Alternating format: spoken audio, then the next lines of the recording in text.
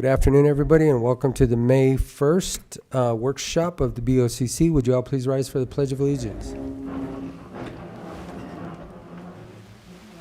pledge allegiance to the flag of the United States of America and to the republic for which it stands, one nation, under God, indivisible, with liberty and justice for all.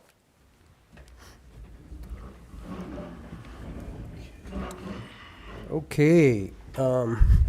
First thing we have on our agenda is we have our Planning and Zoning Commission here with us today for all of you out there listening on YouTube.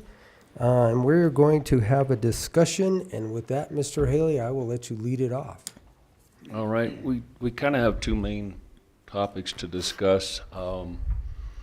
We had 2 or 3 or 4, I don't remember how many now, after the fact PUDs last year.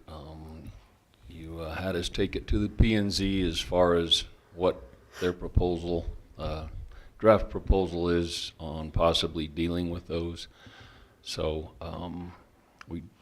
Zach presented that, came back to the P&Z Commission. So that's one topic to discuss is if we change the land use code, how do we change it? What would the wording be, and can we enforce it if we have, numerous problems to address? And the other is pretty much the direction in which the county, administration, commissioners, and P&Z want to look at moving us forward as far as workforce housing. I don't know how many bills are coming out of the state, more than we can probably read. But from the county's perspective, we've spent, last 3 years chasing grants and pushing for workforce housing and housing contractors to work on the situation, just because it's been happening, still going on, and we just need to see if we can all get on the same page or a general consensus on kind of our comprehensive plan in the short term on which direction we want to head, just so we don't run into ourselves with applications and applicants. Okay. So whichever we can go with this agenda that Haley drafted up. It kind of covers it all together. I don't know if you want to separate it. Well, let's just go down by each bullet point, and Okay. we'll talk about each one individually. If one takes more than the other and we don't get through all of them, then we don't get through all of them. But I can tell you right now, for the overview for the county and the strategic plan, we have just had our first meeting a week ago, 10 days ago. The information that we input is being digested. It'll be put together, and then it'll come back to us for the second meeting, and then the third meeting, and so on. I don't think it's going to take us over. I think the timeline was 10 weeks overall. So something like that. we should have that, in the next couple months, as far as the strategic plan and the big outlook of what's going on in the county. So if you have any input to feed back to us for that, we'll obviously listen to you, but I can tell you that's where we're at right now as far as the commissioners. Okay. Any feedback on that one? I think since the strategic plan is in process, what is the version that we're operating on now? Maybe it's not a defined strategic plan, but in terms of your priorities, and I think it's kind of mixed in, these were late night notes, so ignore the spelling. But if we were to look at your priorities right now, and what if it were to be a written down strategic plan, what are you focusing on that we should know about? So if you go back to our CDAP, or do you have a copy of that you could display? Have you guys seen that? You guys haven't seen any of that? So along with Region 9, we go over this every year, and we look at the priorities of it, and some that have been taken care of, we take off, some we move up, some we move down. We've kind of went through that entire thing. I used to have a copy up here, but don't think I do right now. So that would kind of be our guidelines of what we're looking at right now. So we're trying to focus on that so that everything comes back and falls into that plane of that CDAP. So we'll find it, or Travis will get it here in a minute. But you guys should be looking at that also, because we spend a lot of time putting that together, and you kind of need to be on the same page with us also. So, Excuse me, maybe Mr. that- Candler, what's the acronym stand for? Just So for clarification. it's a Community Development Action Plan, is CDAP. So within that, we have different rankings. We have rankings of high, we have rankings of medium, and we have rankings of low. I've got my old copy up here, so I'm gonna bring it down to you guys so you can kind of pass it around.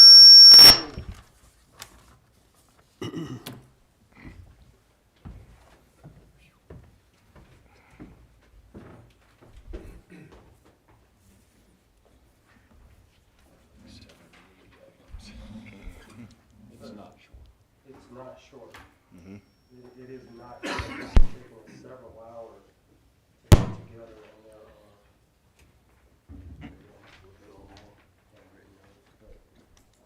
several areas here. So that's kind of what we have put together, and you can make copies for them later, but if you just pass it around, you can kind of look at it. So that's our Community Development Action Plan, which is the entire community. The commissioners spend a lot of time over the last 4 years, and even since the two gentlemen on my left and right have been here. So the last time that when did we change our rankings?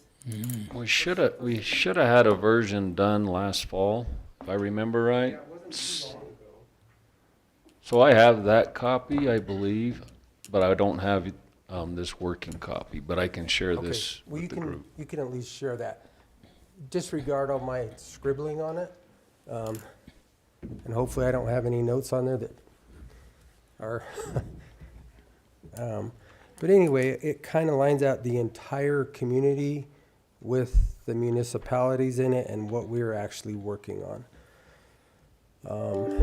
And then some of these rankings have obviously changed because some we've actually taken care of. So that, Haley, I guess to answer your question, that's where we are as the commissioner. So that's kind of what we're operating on under right now. So if you go back to your next bullet point, or one of the questions that was asked, where do we stand as far, okay, so your vision of 1, 3, and 5 years, when you look at that, you'll be able to see what's achievable as a high priority. We're going to try to get it done within a year's time. Sometimes that's not possible. It may take longer, all of the way down. And a lot of that, deals with rural character, housing availability, and to promote conservation. So when you guys look at that and read it and understand it, I think you'll be able to ask us back some more questions of what, where we want to go.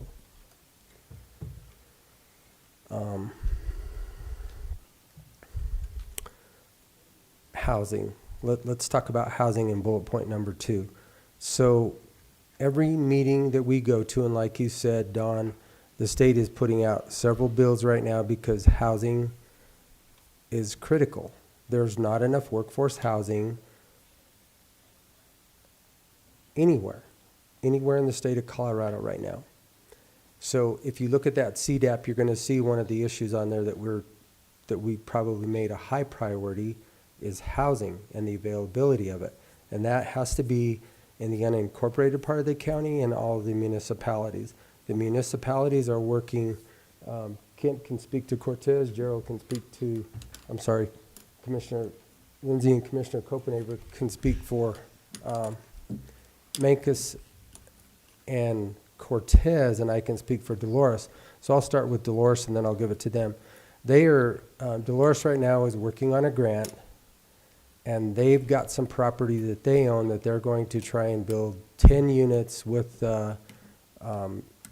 the company that we had found out of Buena Vista, which is Fading West. So they're gonna try to get 10 units developed in Dolores. If you look at, and I wish Rob Dobry was here, he would give us the numbers, but I think in the unincorporated part of the county, I think one of the numbers that they looked at for us were 25 or 26 for affordable housing or housing availability, because affordable has different levels for every person. It's really everybody in here has a different affordability level. But if you use 30% of your income, basically that's what you can afford. So that's what Dolores is doing right now. I know that Cortez is doing a lot of stuff with their land use code. They're moving their ADUs around. They're trying to make where they can get more density into smaller places. And I'm not sure where Mancos is at, Commissioner Copenhaver, or? They're working on some different things, but they're looking at their water issues and different things also, because they're very restricted there. So they're looking at some different stuff and where they can expand and where they can't. So I think as a community, we are all working on housing, the availability of housing, and you can call it workforce housing, you can call it affordable housing, call it whatever you want, but we are very low on the housing side of things. So I'm gonna stop there for a minute, and I'll let you guys ask us questions. So how are you guys determining the balance between maintaining the rural and ag land while increasing housing? How does that look from a balance standpoint from us at P&Z to you guys, right? Maintaining the rural landscape. So, you wanna go first, or you want me to go first? Go ahead. So, But define rural landscape in this day and age. Well, I mean, the large 35-acre plots with 2 housing units on the piece of property, as opposed to a PUD where you have multiple, or you're breaking up that piece of property into 3-acre subdivisions out in the middle of nowhere. What does that look like for us? So, I'll speak just for me and not the commission. If you can keep the density closer to the populace of whether it's Dolores, Cortez, or Mancos, that makes the most logical sense because the infrastructure is closer. Okay? Yep. So we obviously talk about our 1 mile, 2 mile, and 3 mile zones of influence, and or the highway corridor where you have basically a mile off the highway corridor, correct? Correct. So if we can focus, now this is just my opinion, I've got 2 gentlemen next to me that may have a differing opinion, but if you keep the density as close as you can, it's a lot easier to develop and you don't destroy the bigger acreage. Does that make sense? I would agree with you. So if you are within a 1 mile of a highway corridor, you're in. If you're within a 1, 2, or 3 mile zone of influence around any of the towns, municipalities, those should be considered, in my opinion, very heavily to be, that's what you really are looking at. Keep that density close to keep the sprawl from just going everywhere. Because really, if you look at the land use code, to me, it's real easy. It's black and white. It's either compliant or it's not compliant. That's it. If you take one sentence out of there of the adverse rural character, that's subjective. Totally subjective. So the neighbors may not like it, but it's black and white. It's like, does it comply or does it not comply? I think that's all you have to be looking at from a planning and zoning point of view, but that's just my opinion. Now I'll let these other 2 gentlemen speak. Could I ask though, before you move on, your point about being in these zones of influence is well taken, but you also have the factor of people don't necessarily own pieces of property that they can develop within that zone, right? So you Yep. might have somebody, on Road 20 and pick on you, that can make a development. you know, shouldn't that be considered just the same as long as Absolutely. it's compliant? Absolutely considered, and that's what I said. For me, it's real simple. The land use code is black and white. Right. It's, you either comply or you don't comply. So if you use one subjective sentence to basically, I mean, to me, 35 acres is not a large agricultural property anymore. It just doesn't. So I guess that question is derived from the idea that there, in the land use code, you know, it does say, does it create adverse impacts to your neighbors, right? Which, from our purview, looks subjective, right? That's not black and white. What's an adverse impact then? Describe that to me. So In your opinion, what is an adverse impact? Gravel pit, What's a that? gravel pit, a sawmill, that to me would imply an adverse impact. Okay, so how does it adversely affect you? As a landowner, Yeah, how would it adversely affect you? traffic, dust, noise, Okay, noise we have in the land use code that it has to be compliant with the decibel reading, right?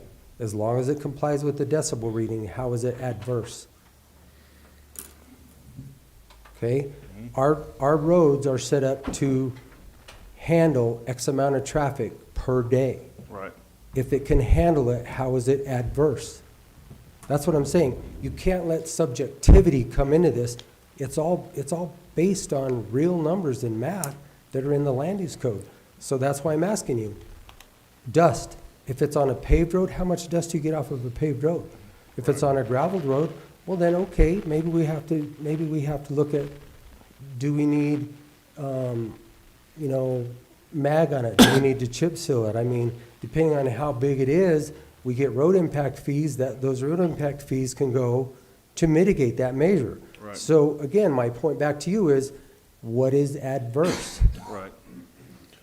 If I would like to ask, you know, you made it very clear on what your impacts were a mile off the highway, you know, and to kind of save some time here, do Commissioner Lindsay and Commissioner Copenhagen, do you feel roughly the same as he does in regards to that Yes. avenue?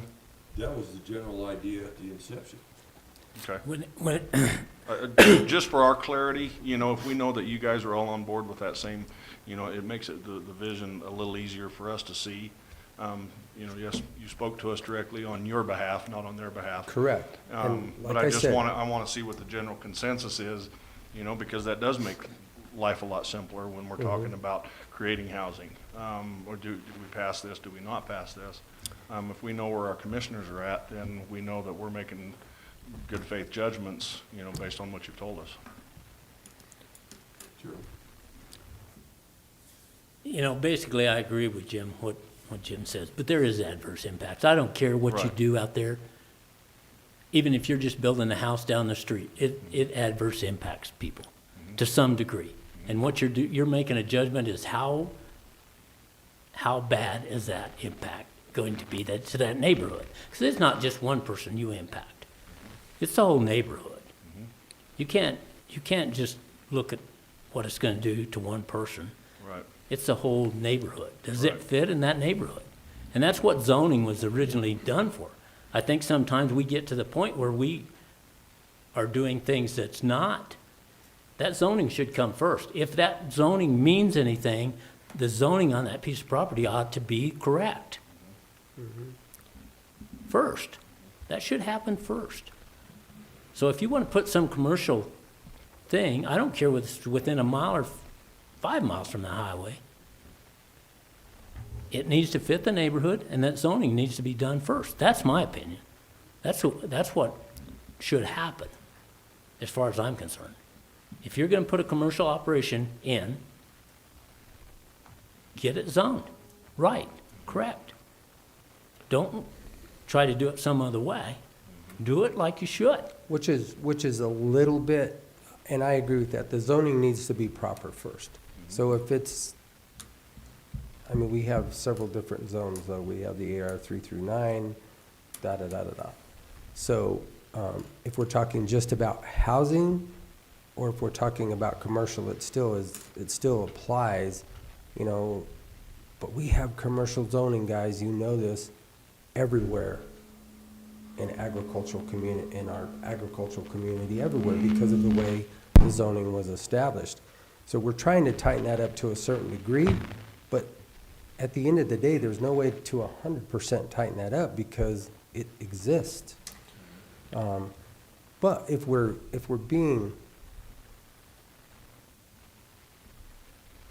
trying to do the very best that we can in say a commercial area or industrial area and keep it all close and the same, I think that's what you have to look at.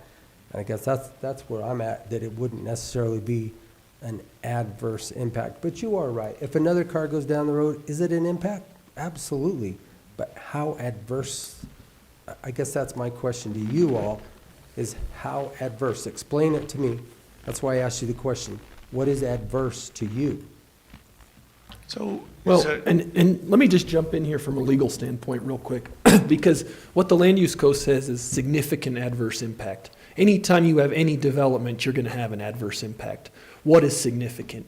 And I think that word ties directly to your zoning classifications. If you have a commercial development in a primarily residential agricultural zone, some of that commercial development may be significantly adverse, where if you stick that commercial development into a commercial zone where there's commercial properties around it, well, then all of a sudden the noise, the dust, it's not as significant of an impact because that's not what you've got across the board in that area. And so that's where the zoning ties directly in to that analysis of significant adverse impacts.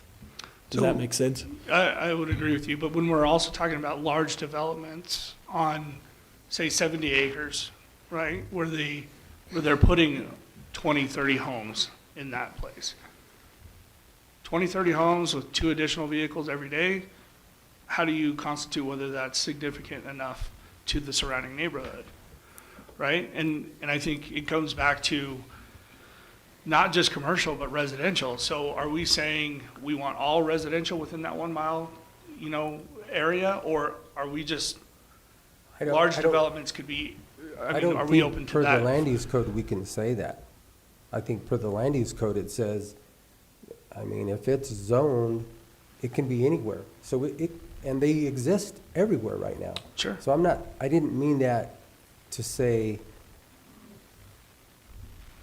that's the only place it could exist. I'm just saying if you can find them within the density areas, Right. obviously those are the best because it keeps it all together.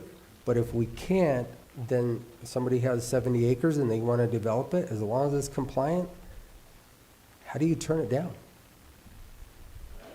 So that's where the subjectivity that we're all struggling with. And look- Significant adverse impact, I think, is the key terminology there. So we have to, in our own minds, delineate what is significant adverse impact. And I think a big part of that, again, is looking at the character of the surrounding area where the development's going in. If you're talking about a 70-acre piece that's surrounded by several 400-acre pieces of farmland, and you're talking about breaking that 70-acre piece into 3-acre lots, that doesn't necessarily fit with reclassifying from a zoning perspective. You see what I'm saying? You can have a lot of density near the 1 mile zone because it fits, but that same density might not fit in a rural area. It doesn't fit with the zoning. So is that not the subjectivity that I'm It questioning? is here? subjective. It Absolutely is. subjective. And so that's, where do we lie on that from our standpoint?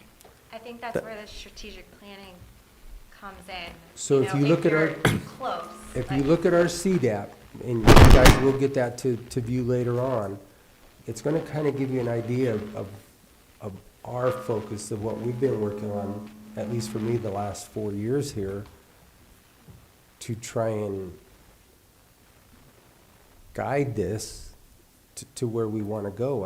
It's not perfect by any means. Sure, I'm telling you right now, but it's kind of a plan or at least a way forward to try and make it happen, but. So I there's- know from my perspective, I've been operating off the idea that the surrounding property, right, if we're looking at a large subdivision that is going in somewhere that has conjoining subdivisions just like it, that doesn't really seem out of place. And then, but if we're throwing in large subdivisions in the middle of what you wouldn't call a large piece of property, but for most maybe they would, that seems out of place to us. So let me just add Or one to other. me anyway. I'm not speaking for everybody else, but to me. Let me just add one other thing. Commissioner, certainly feel free to jump in, but, I mean, you guys were all appointed to the Planning and Zoning Board, and there's an element of judgment in that. Every one of you guys has to apply that code, and there is subjectivity, just like there's subjectivity for these guys. And these guys answer to the populace ultimately. And so, you've got to look at it, you've got to judge what is a significant adverse impact, and you've got to apply that code, just like this group does. But when you're doing that, like I said, realize that that development is also gonna pay impact fees. So if it is the road and it is dust that comes up, that's easily mitigated with the funds that the developer's gonna pay to fix that adverse impact. Now you have to make the decision, is that really a significant adverse impact, or is it a nuisance? The noise. The land use code has noise in it everywhere as far as the decibel reading, and every time somebody brings that to us as the commissioners, we're like, well, show us the decimeter, has to be a certified decimeter, and does it really comply that you're out of compliance? Because that's really what, in my opinion, we live in a free country and we should be able to do what we want to do as long as we're not adversely, significantly impacting our neighbor. So dogs barking all the time, we get that complaint more than you guys can possibly know. And it's like, okay, well, has the decimeter been read at the property line and what does it read? And if it's higher than the number that's stated in the land use code, you're out of compliant. You need to fix that. Take care of it. But if you're not out of compliant, then, you know, maybe neighbors need to talk to each other and figure out a way to get along. But we can't fix that. And can the adverse impacts be mitigated to a point where it's acceptable? But take the inverse of your thought. What if somebody wanted to put that 70-acre residential development out there next to a CO2 pumping station? And it's already been the CO2 pumping station. Does that affect the pumping station? Is that an adverse impact to the area out there? I mean, you have to always consider the inverse. So I think that was the driving force behind that question, is trying to get a better understanding of what our role is in comparison to it flowing from us to you, right? Right. And so when we're analyzing each of these applications, are we all on the same page? Are we thinking about it with the same method, right? Regardless of opinion, are we looking at it at the same method? So for me, I try not to put, we become the judges up here, and we hold all three branches of the legislature, right? So when we're being judiciary, it's not about opinion, it's about facts. And that's why I asked you, I said, well, dust on a road, is that really adverse? Can we mitigate it? Absolutely, we can mitigate it. Is it light? Can we mitigate it? Absolutely. Is it noise? It can all be mitigated. So that's, for me, that's how I look at it.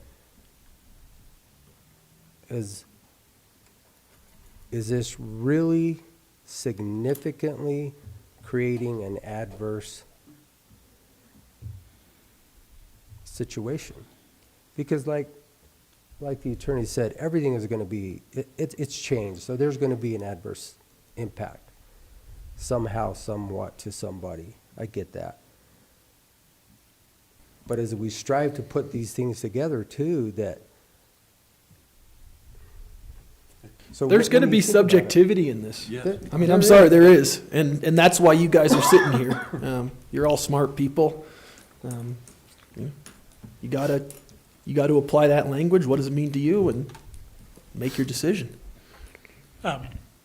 One of the adverse impacts that I've heard voiced from the public in the public opinion or public commenting time that I've listened to, one of the major things that I worry about is when they say, well, this is going to lower the value of my property. And as a matter of fact, one person in regard to a PUD actually said that he lost a buyer because of that PUD application, because the buyer had heard about that. Well, how do you mitigate loss of property value?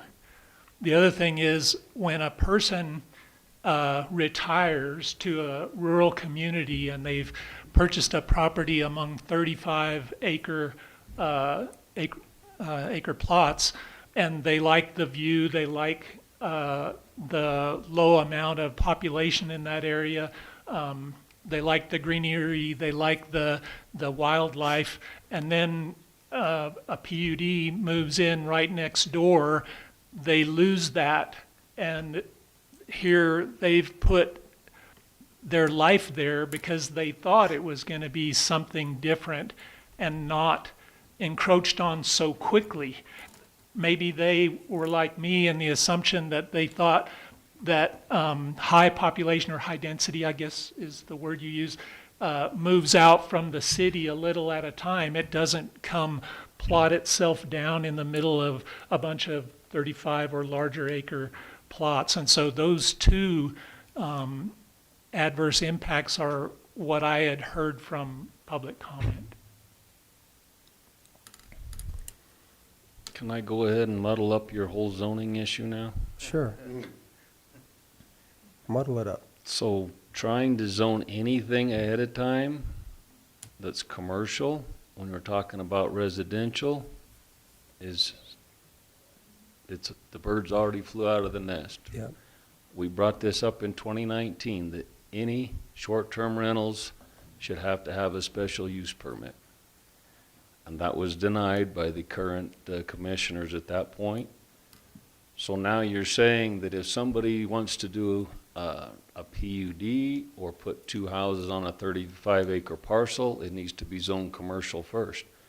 Well, we've got 2,000 to 8,000 short-term rentals in our county, and none of those are zoned commercial because of their short-term rental basis. I think the state classifies them as residential, right? They're They don't- short-term rentals. I know, but the Anything state under still- 30 days is a short-term rental. I think the state still classifies them as residential. So I know what you're. But if you're renting a house, Yeah, I know where you're, Yeah. is it a commercial so you can't, application or we not? can't say it has to be zoned commercial in order for 3 houses to be on 30 acres. Because we don't apply commercial zoning to anybody else out there that started doing short-term rentals. And we have no track of it. We don't know if half of them have registered with the Lodgers Tax Commission. We don't know anything about it. So to now say you can't do a 5-house PUD because you didn't zone it commercial really doesn't, it can't fit in with what we did. So what we're doing now, and correct me if I'm wrong, Don, but we're changing the zoning with the application to move the PUD forward, right? It's a commercial envelope Right. because we don't want to see 30 acres commercialized. Right. Because So it they could get be a- uses by right that none of us want them to have. 10-acre piece or 5-acre piece or whatever would be within the PUD. So that's prior to me starting, the commission wanted to do the commercial envelope aspect. Because that really is what a PUD is, unless you're selling off the lots, certain situations it fits in.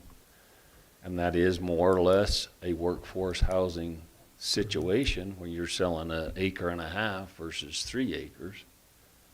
with a house or for a house. But to say that we have to have commercial zoning or they're never gonna fly, can't work.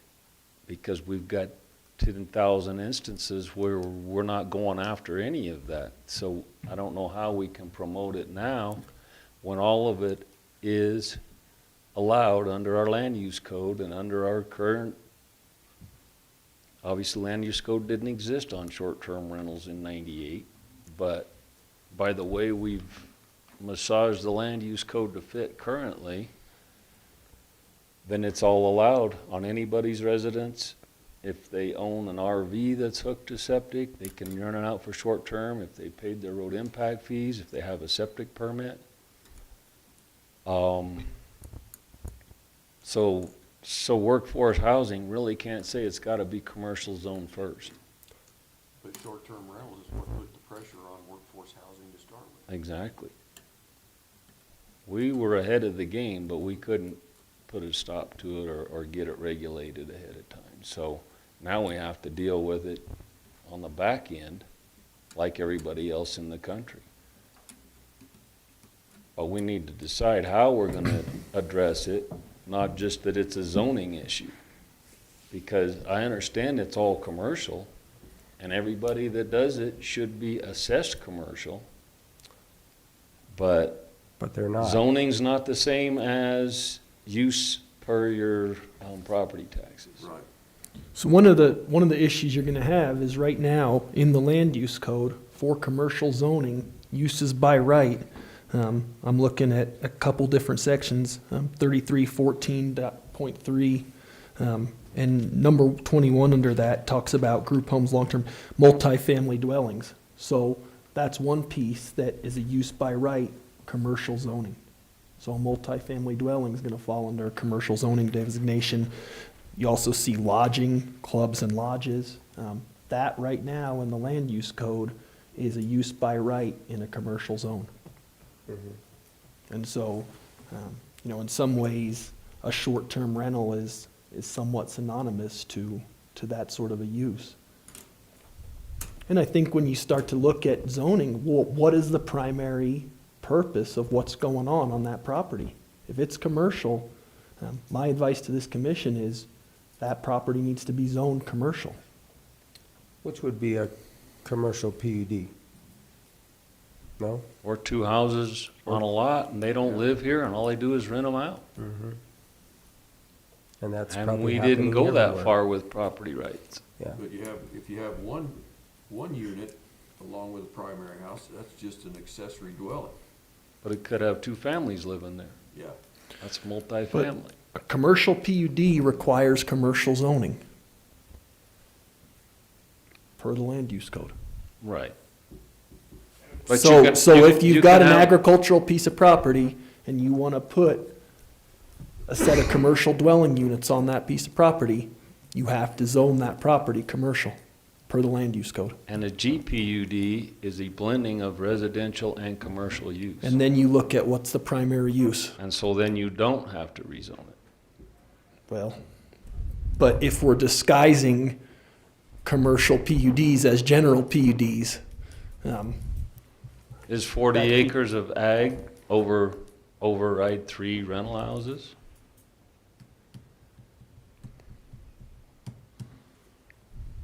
I know we're in the weeds, but that's, Ian and I had this discussion for an hour already, so we already know we're on So two you sides guys of, are, okay. that's what I well, and said. I'm not necessarily on one side or the other. No, I I'm don't just- have a I'm dog in just this saying fight it's- other than to make sure that the land use code is being applied as it's written. And that's the problem is you can look at it from two angles. And the way we've got short-term housing, strictly commercial in this county. Well, no, But we can't go there, we haven't been there. and I'll tell you what, I mean, as far as this commission goes, there are gonna be some judgment calls there. What's the primary use of a property? Because if the primary use is mixed, then, maybe a general PUD fits. And there may be differences of opinion even on this commission. But ultimately, whatever's decided needs to be backed up by facts. And then, if it's challenged in court and it's backed up by facts and sound reasoning, then I've got ground to stand on. Sure. There are going to be some situations that are right on the line. And you know what? Welcome to law, welcome to land use. It's not black and white. Welcome to my world.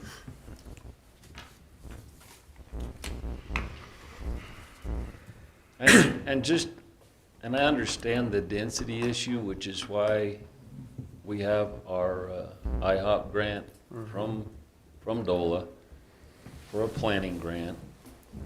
We have consultants that we've been working with for 8 months now. They were down here a couple of weeks ago. And we are concentrating on the 1 mile zone of influence around each of the municipalities. I am trying to get the municipalities to designate their land use in that 1 mile zone of influence so we can direct people to the municipality with the idea that what they're looking at with their property fits or doesn't fit. But right now, without the municipalities doing anything for the last 15 years, I can't hold up applications around the perimeter. But within that 1 mile zone of influence, that being in the unincorporated parts of the county is still prime for workforce housing applications. And I guess that was my statement. If you can find that first, to me, that makes the most logical sense within that. I'll even say the 1 to 3 miles, because it's still closer to the density of Dolores, Mencos, or Cortez. Well, Dolores has an Because you issue don't- because you may have to go up on the hill. Dolores has southwest. issues, Mencos has issues because of water. So in reality, if you look Accessibility to at infrastructure. geographically, with that accessibility, the populace, the growth is mostly going to be Cortez, and it's going to go northwest because there's water there, the infrastructure's there. Mencos has conservation easements all the way around it with no water. They are restricted to just the few lots that they have to grow, and that's basically it. So if you look at our area around that, it's very, very little. Dolores has the same issues. They're in a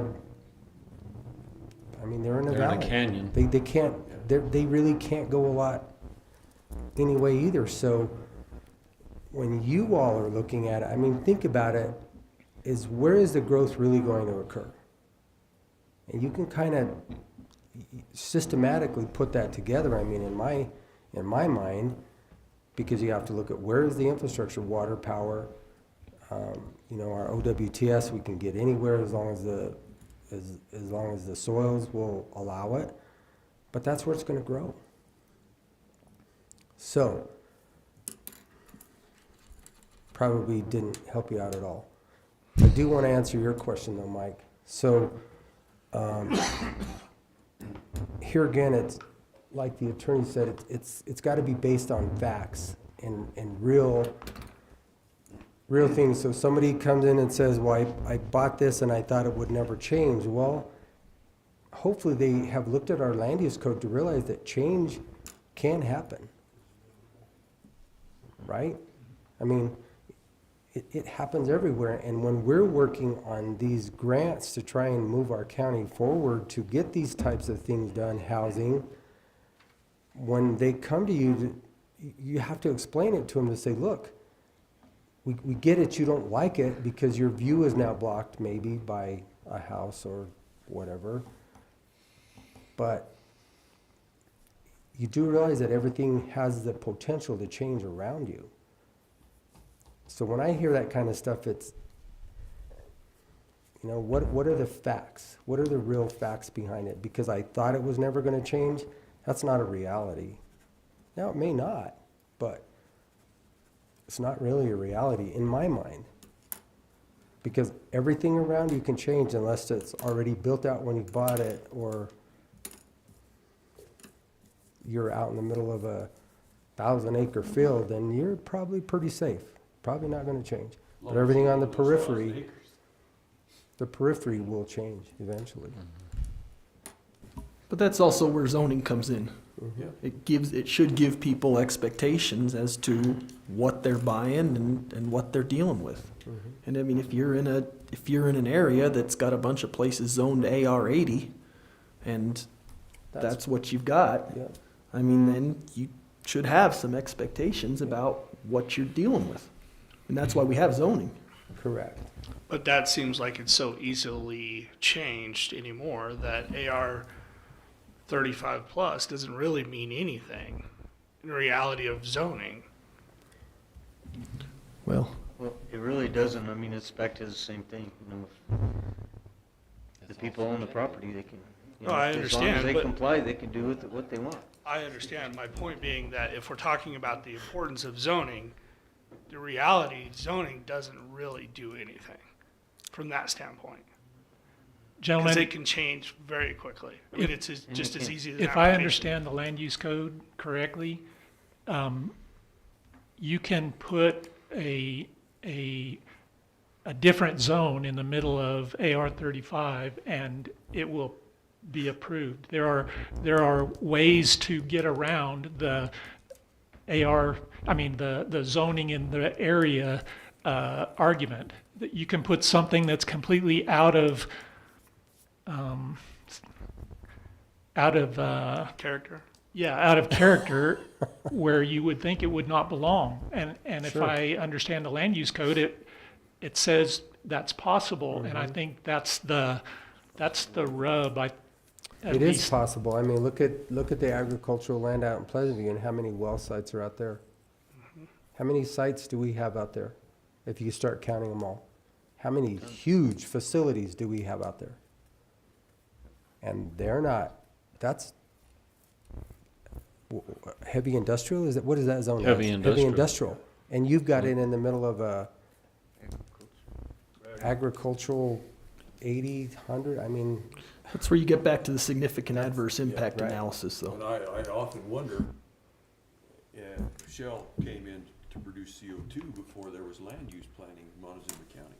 What would happen if that was reversed? I mean, if land use was already there, what kind of fight would we have to put in Shell's production? I guess that would depend on who owned the mineral rights. That's true. So Well, I can tell you, we high impacted a lot of those Yeah. facilities out there through this land use code. Because some things are where it's at. It's just like gravel pits. There's only gravel in certain areas. You have no choice about where to put it. Same way with those wells out there. There's only that production is in certain areas. So you have to have a way to develop that stuff, even though it's in an ag area.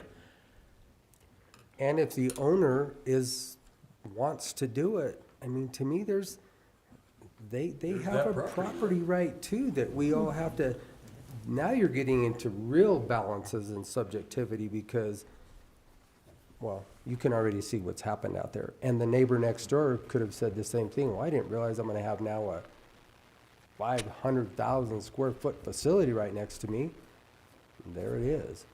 So, Yeah, and there was significant impacts there. I mean, there definitely was. That's why there's certain routes they're supposed to take with the trucks going out there, and we tried to mitigate all those different impacts that was gonna happen with these different facilities. and they It's have what you also have to been, do, but you can mitigate a lot of those adverse impacts. It's what you do. But again, those things are not gonna be there forever either. Someday that CO2 is gonna go away. There's still gonna be farming there.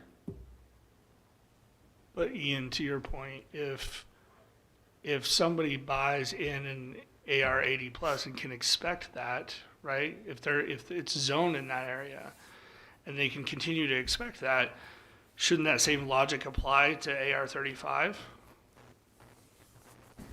I think it all goes back to significant adverse impacts. And I think if you're in an AR 35 zone with a bunch of AR 35s all around you, I think putting in a commercial zone right there, in my mind, and again, I'm the attorney, But in my mind, that would be, that would weigh more towards a significant adverse impact than if you were putting that same commercial operation in a commercial zone.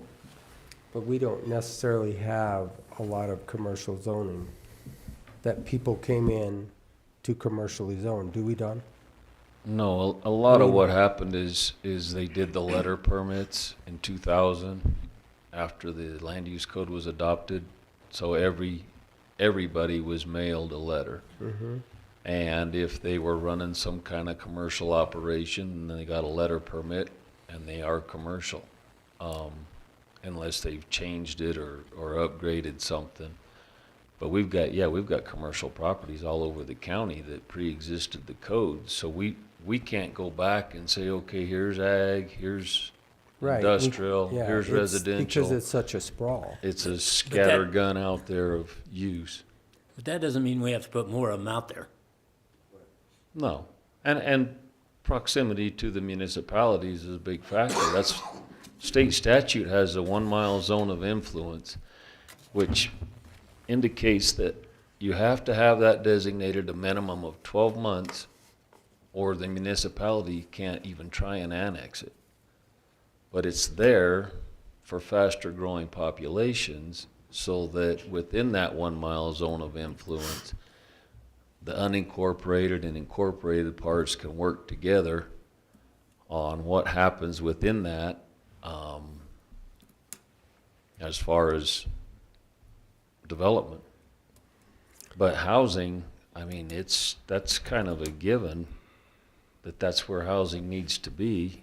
If it can't be right in the city, then it's got to be right outside the city. That would be the most logical place for it, but like Haley said, what if she's got 70 acres and it's 4 miles out? It could happen, and it has happened. We have a lot of developments that are within 5-10 miles that are pretty large. Mm-hmm. So, again, I just look at the So term it's- significant adverse impact, and I look at the dust, or I look at the road, or I look at, because those are all gonna get mitigated with the fees that are paid up front, and they're taken care of. I mean, that's, again, it's just, I'm just speaking for me, not these two guys at all. One of the things that sticks out is look at the development that was at Areola, all those lots that were platted a long time ago.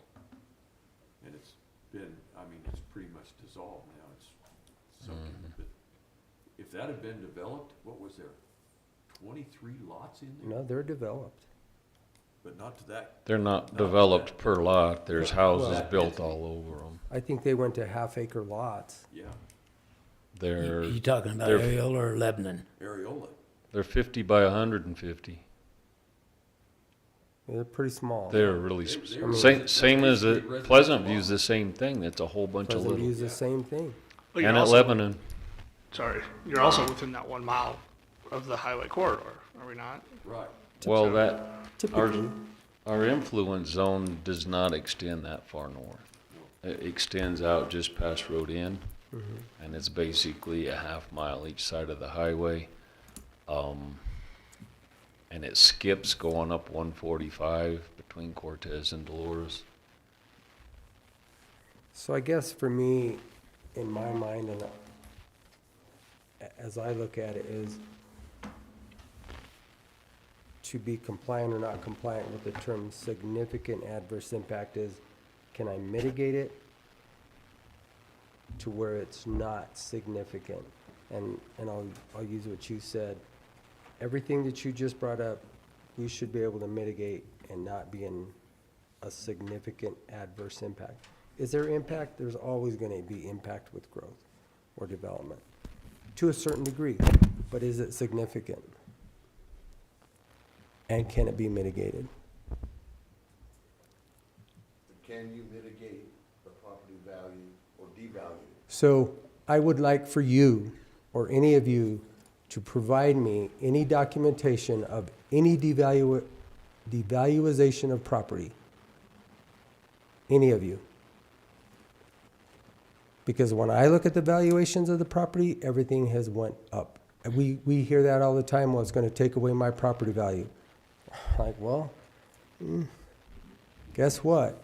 I don't think that's your opinion, but I guarantee you, when you go to sell it, you're gonna look at that and you're gonna get a CMA from a realtor, or you're gonna get an actual appraisal on it, and there's your value. So again, I've never had, because I've asked that question, show me, prove to me that that's going to devalue my property. It's just a question I ask myself. That wasn't me. Turn it off. Mine's off too. You can hear us. If they, we'll have to just speak as loud as we can, but, I mean, really, have any of you owned a piece of property in your lifetime that you have devalued it because something changed around you? Wasn't there a consideration for density in the area? I mean, if there's an intrinsic value to a piece of property having open spaces and an area open around it, as opposed to large developments surrounding the whole piece of property or next to it, there would be a loss of intrinsic value there. How do you quantify it? I mean, I don't have statistics on it, but just thinking off the cuff here, I think most people would agree with that. Yeah, I'm not, I mean, now we're gonna get into a philosophical conversation, and it's really, we're talking about the land use code. I'm not trying to get philosophical, I'm just talking here. Right. So, forgive me for bringing that up.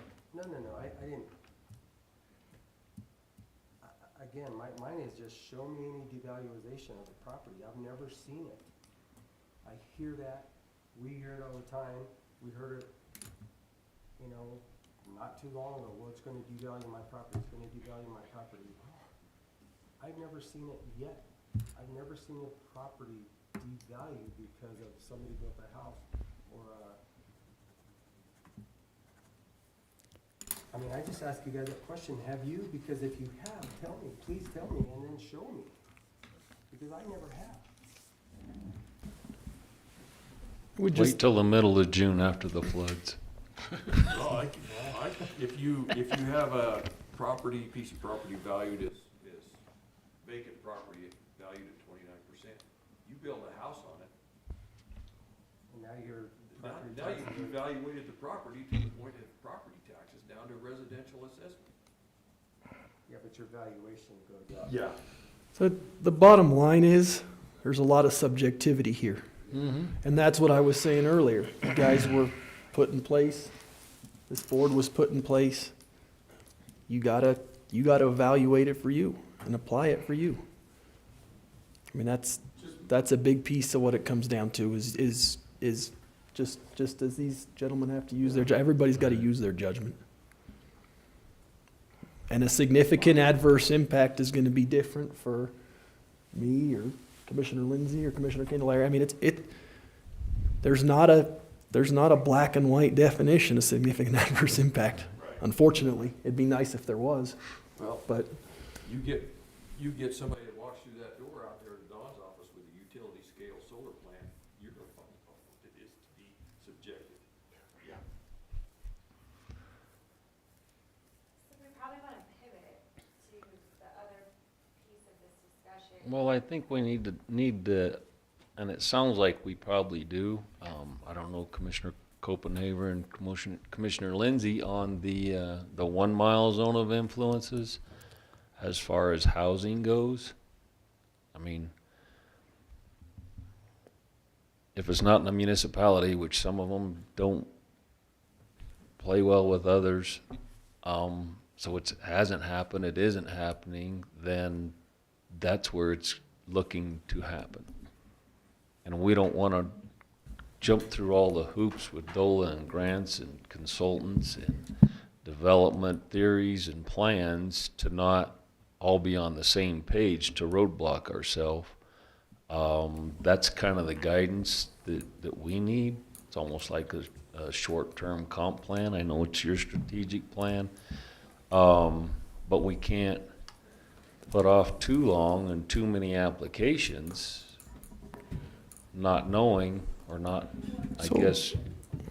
I think you have to be a little bit careful though about laying out blanket policies because No, every I situation is agree. going to be different. I mean, I agree. applications have to come before this board and then they have to come before this board and Yeah, I don't mean decisions have to be specifics, made. I just mean a general idea of a path going forward.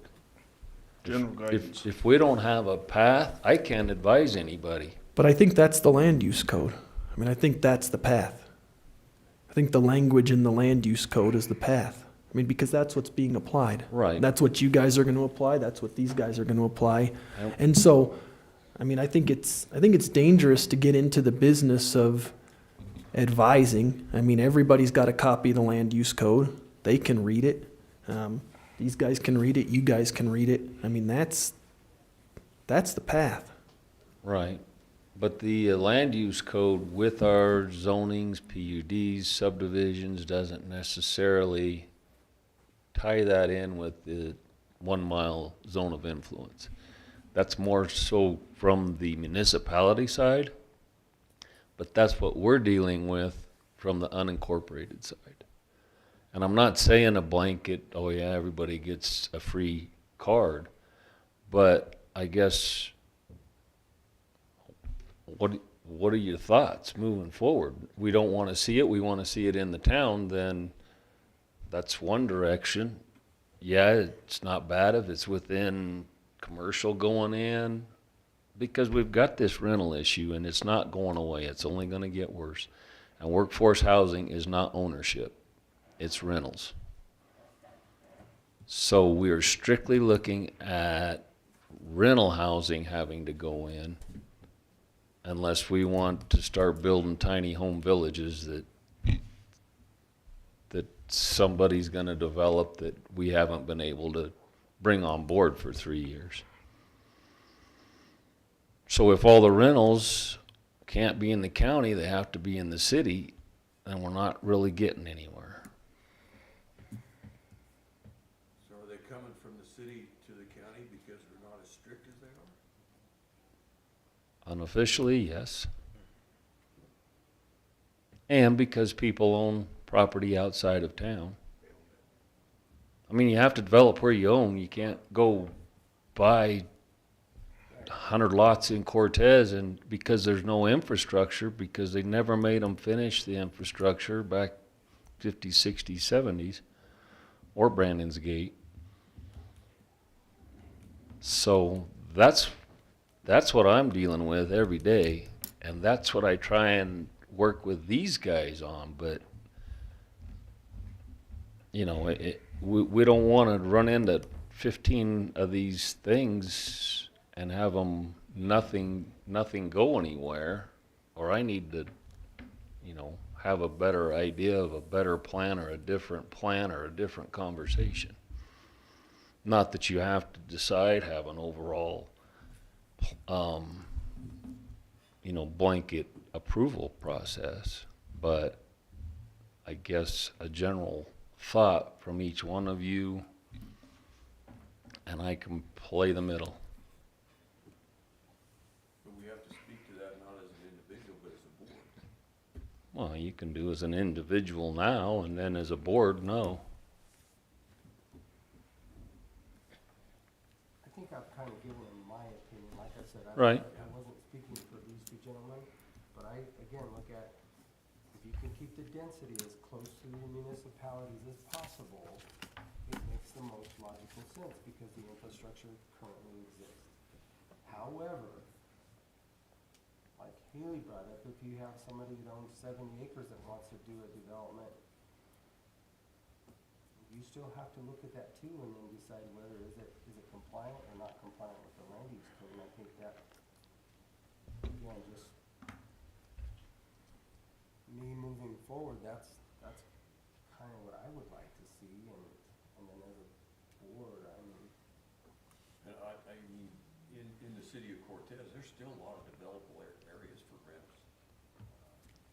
I know people living on different streets, about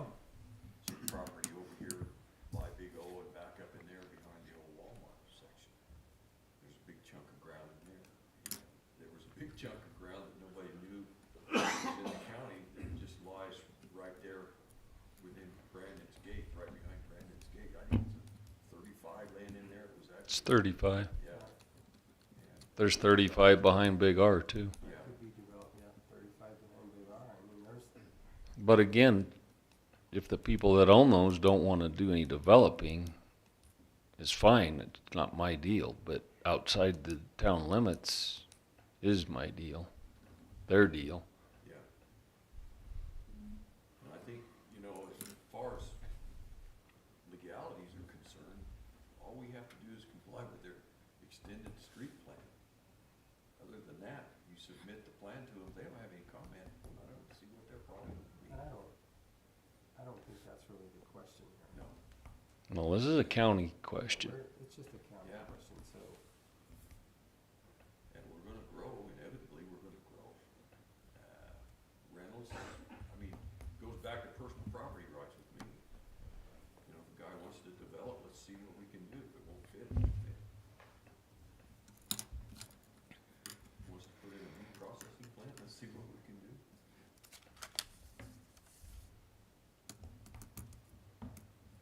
Gerald, you any? Well,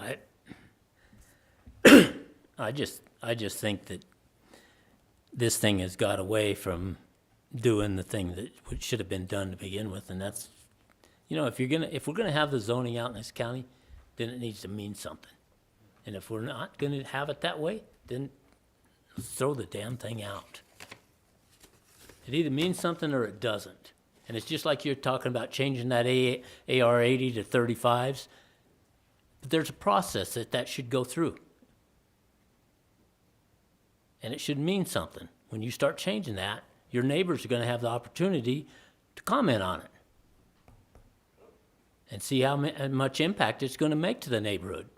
But that's how it was set up to begin with. We didn't want to take people's property rights away, but we wanted a process where they could actually do something with them too. But it should mean something. And it seems to me like we're doing things that skirt around that process of actually doing the zoning and doing what we should be doing with it. And it's happened. Don't get me wrong. It's happened. And there's a lot of commercial stuff out there that was here before we ever did the land use code. But you still don't make you put more out there without doing it right. I'm not saying we can't do it, but let's do it right.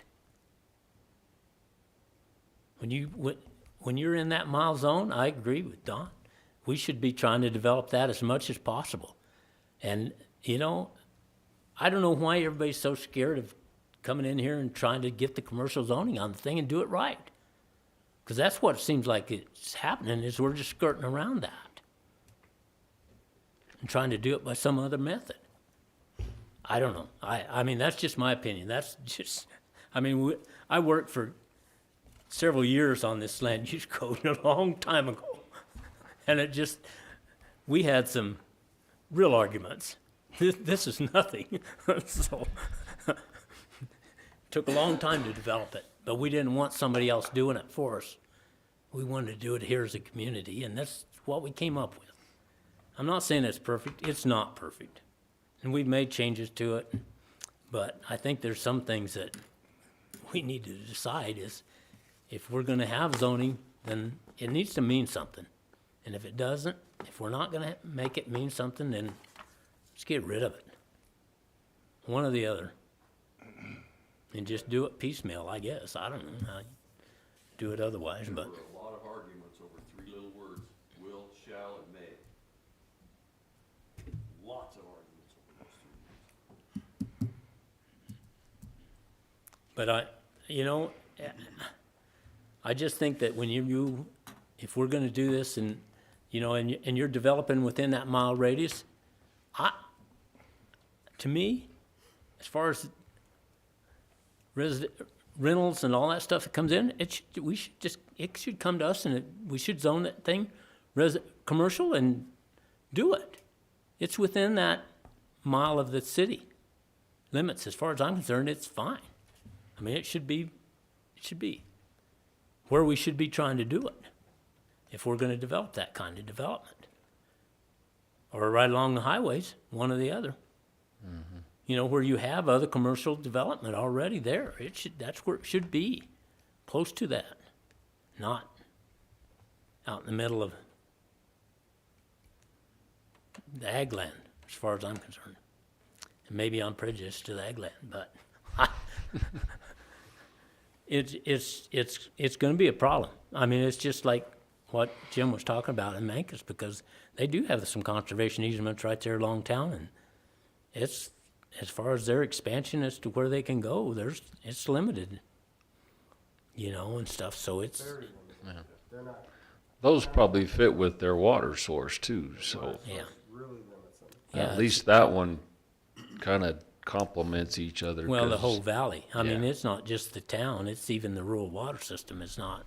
Right. The infrastructure's just not there for them to have many taps in a lot of places, Like I so. said, most of our growth is gonna be kind of southwesterly and west and northwesterly.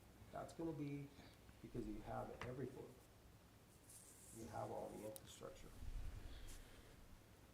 Dolores is kind of jammed up with their situation, and so is Mancos, so as far as the unincorporated part of the county, that's when you're gonna get it, so. Well, and the big acreage stuff is, the state took that out of our hands. If they're all over 35, you can split up 1,000 of them and not talk to a single person, We so. don't have anything to say about it. So if you own 70 acres, you could split it in half and it never even comes to us. Mhm. It never even comes to us because of the statute.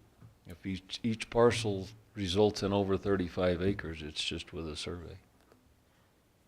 So you could split in 80, you could split in 100, and. There's no wildfire mitigation, there's no we weed don't have mitigation, any there's control no, of it because it's all by statute. yeah, no oversight from our perspective. But keep an eye on them, because they're playing around with planning, So I want to hit a couple other of these before we go real quick, if that's okay. Can we Sure. move on? Are you guys clear Yeah, on I that? want to make sure that we address the education of the public that we talked about. 'Cause I think that was what this whole workshop was for. Just don't want to lose sight of that. I think if we kind of combine a couple of those, because I think we need to talk about, like, how, because we've gotten a couple of asks to work on some different projects, and then bring them forward to you, and don't quite know, like, beyond bringing them forward, what's our role, and that's where the education comes in. And then as we were talking about it,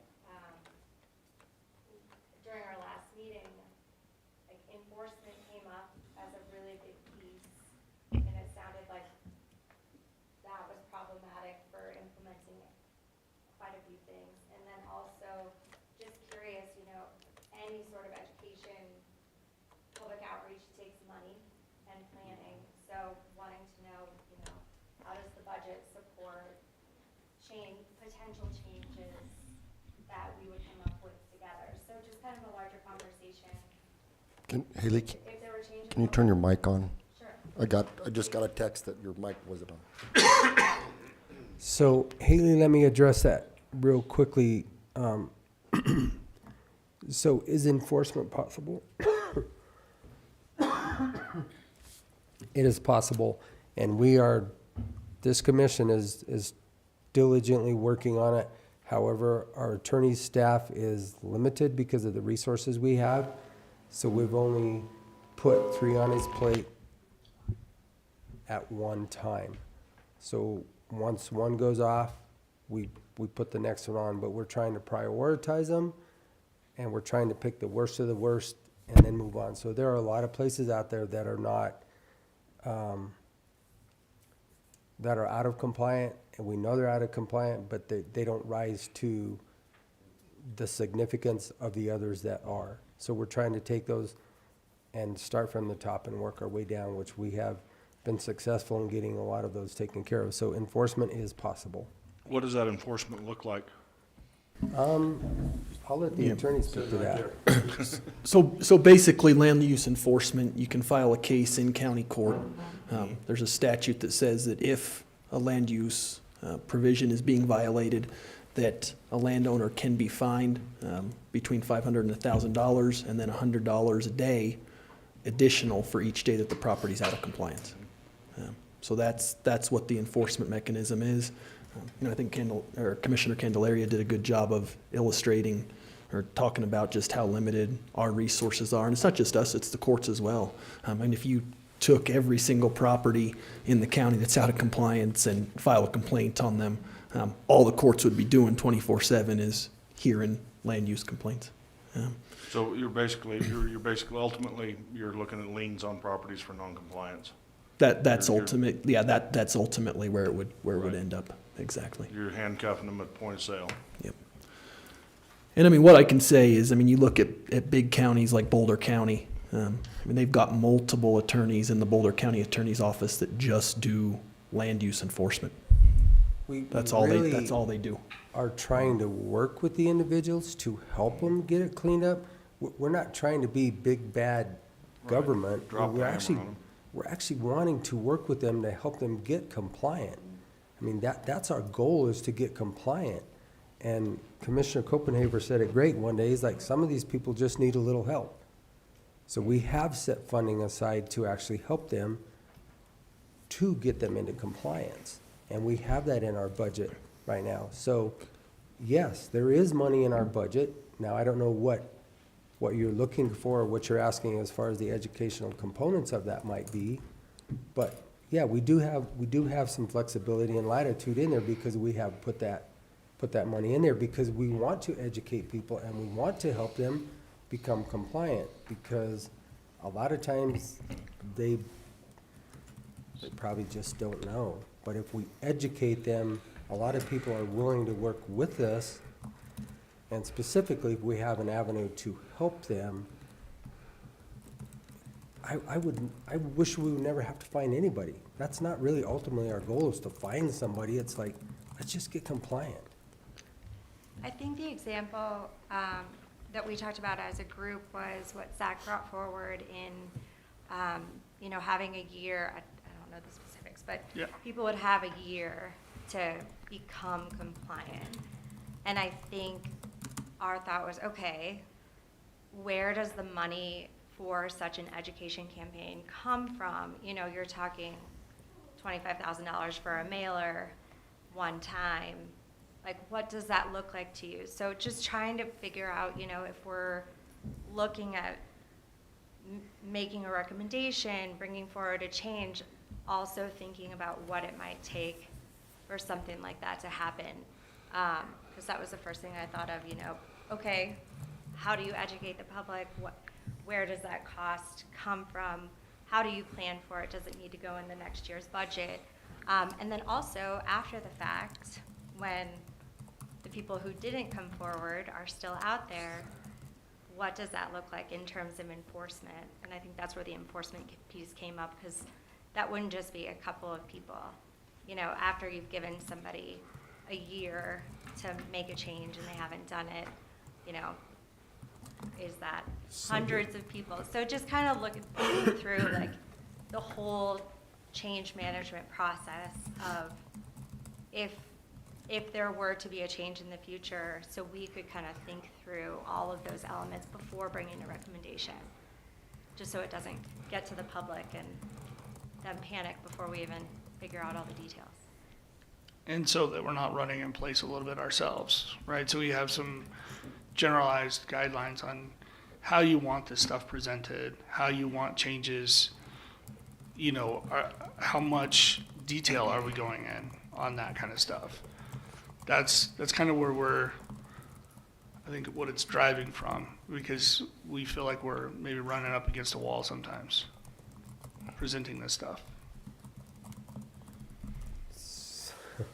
So if you take a 30,000-foot view of the land use code and the issues that we face the most of, so I'll use our view. And we're really focusing on illegal activities that are happening in land use. And by getting that done, we're solving a lot of issues for the county, because now we're not tied up with law enforcement.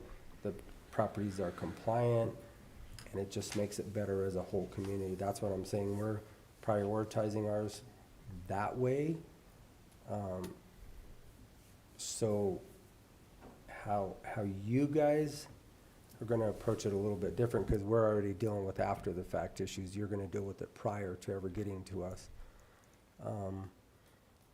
is really doing the education when somebody comes forward. So, Mike, just like you said, when somebody comes forward with this application, you know, sometimes it's good just to say, have you went and talked to your neighbors? Do you know what they're, have you communicated this well with them? Just that type of education goes a long way, and it doesn't cost anything because somebody's coming in with an application to you all. Now, it doesn't mean that the neighbor's still not gonna like it, but at least they're educated, or anybody that's adjoining that property is gonna be educated to that. I mean, education, gosh, can go with, So, and I guess the education goal was more, Haley, I'm not speaking for her, but from my standpoint, with the after the fact PUD applications, we had left that meeting with the understanding that we were gonna talk about the education plan of the public, right? How detailed do we need to be coming to you next time there's a request, right? Do we need to have that every line item on education and how we let the public know and all of those types of things is really more of the, I would Or is say, that our role at all? start with a Right. general, broad rule, and I think it'll just morph into whatever it needs to be. Some people Okay. are very aware of what's in the land use code, and some people don't have a clue. So it's gonna be based specifically on each individual application. I guess. Okay. I don't know if that helps you at all. I think that'd be a great point in this bullet point of the last one that hasn't been covered is what are the expectations of the Planning and Zoning Commission outside of application review and making recommendations? When you bring something forward to us, what are those expectations? Yeah, exactly. I think if you guys recognize something that you think needs to be changed in that land use code, you need to work out the language you want changed, how you want it changed, and bring it to us. Okay. That to me is part of your job. If you see something that you think needs to be changed, let's do it. Let's look at it and bring it forward. We'll have a public hearing and see if it passes or it doesn't pass, but that's part of your job. If you see something that in this land use code that needs to be changed, then let's work together and get it. Yep. Get a public hearing and have it changed, or if it's changeable, or if we agree with you or don't agree with you or whatever. But if you see something we need to change, let's fix it. Because it may not be, I mean, it's 2023 now, and it's a living document, so it changes with, obviously, the year, so. He's trying to pick on us old guys again. No, I'm not. That's what he's trying to do.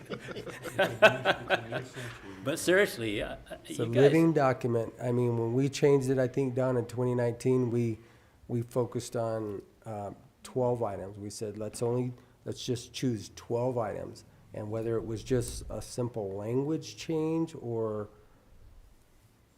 whatever it was, that's what we focused on. We had our public hearings, and then we passed what was passed in, I think, 2019. 2020. 2020. Is But- there the opportunity, though, to workshop some things and kind of understand what's trying to be accomplished through the change? Because You bet. the last one was after the fact. And PUD specifically, Yeah. after the fact PUD. So trying to understand, like, what are your goals for making this change to help inform our recommendations? And same with, when we first started, when we casually brought up the idea of 1 acre lots, and it snowballed, but there was never any discussion or planning about, like, the reason or what that would look like or anything, and it went from, like, comment idea to very angry people very quickly. So I think from my perspective, like, I'd love to have a process for working through it to make sure it's aligning with what you had in mind, what we're seeing, rather than, like, idea to public straight away. Because that didn't work out very well.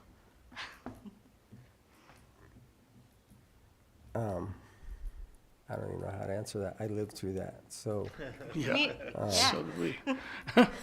Yeah, so just So- an understanding like the why behind So the something. generalization of that was not to have 1 acre lots everywhere in the county, and I think that's what it exploded Right, up to. right. And that was never the intention at all.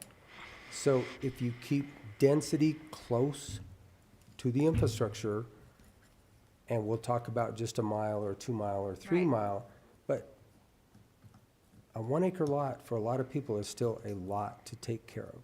So that's where the PUDs come into place, or the GPUDs, because you can go as small as a half an acre and still get a OWTS on there per the state, and be compliant. So if you, again, keep that density as close to the municipalities as possible, and really, we're really only talking about Cortez because the other two are pretty confined. There's some spots that might work, but because of water, so on and so forth, there's probably not a lot of potential.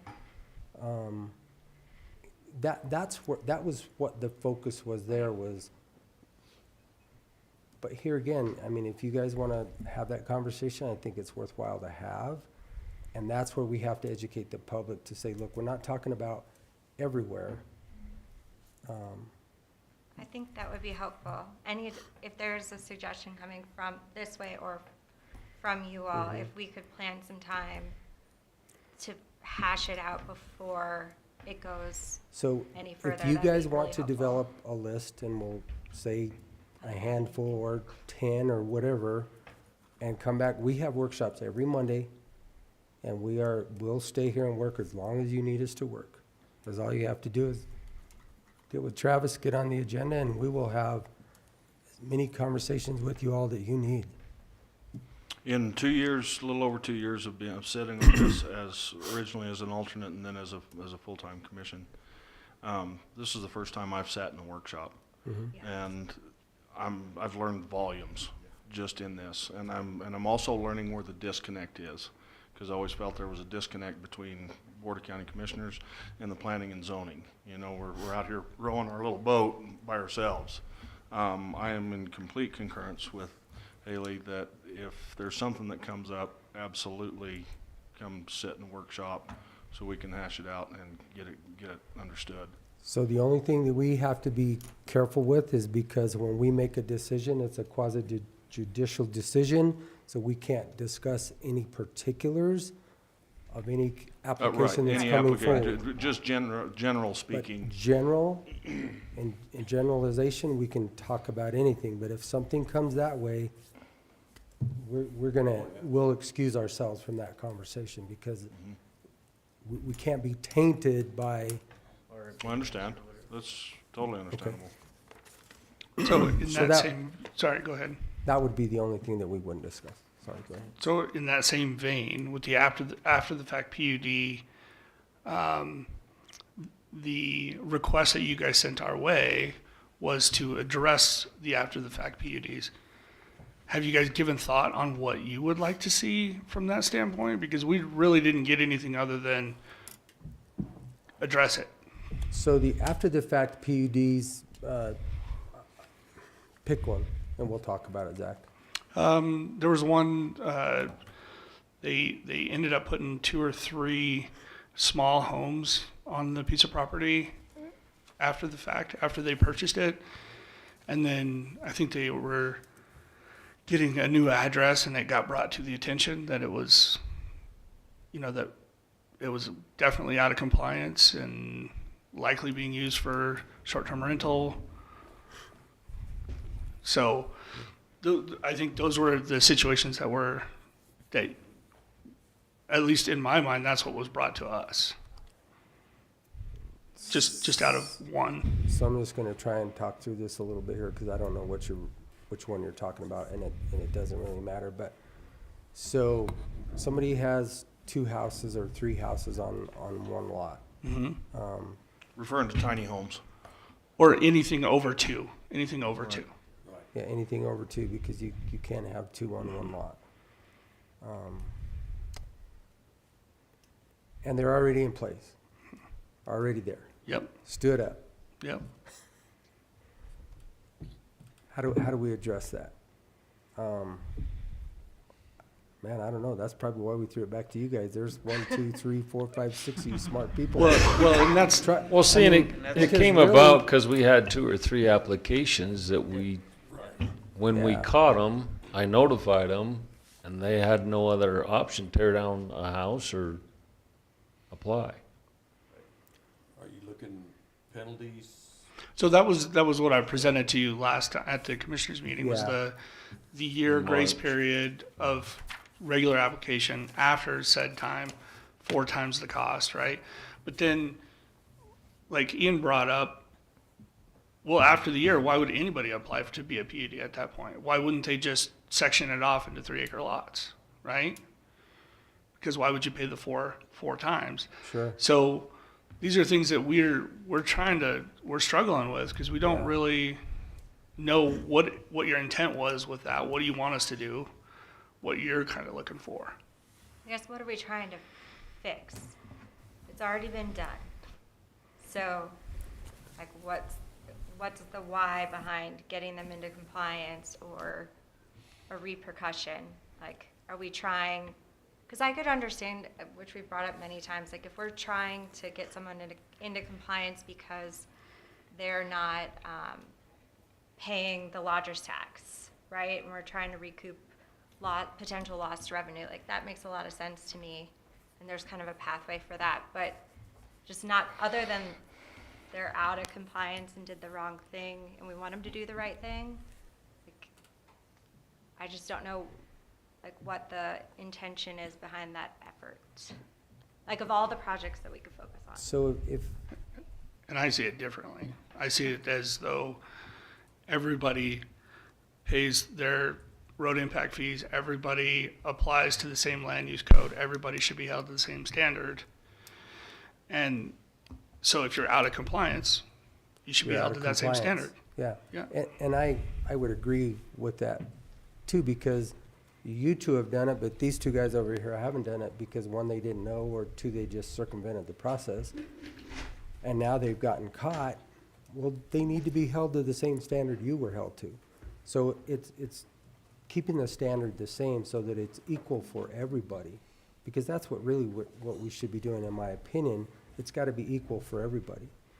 So I agree with you, Zach. I think And that way it means something, like Commissioner Copenhaver said. it does mean something, because now these guys know that you 2 guys got caught, now you're gonna pay it, now you're talking about a fine.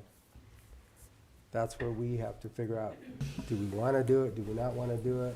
I don't think there's anything on an after the fact application as far as fining, so. So it's something that this board obviously considers and has thought about and will continue to work on. And, you know, you guys don't have to be in lockstep with this board. Bring an idea forward, put it in front of us. There's a lot of smart folks here.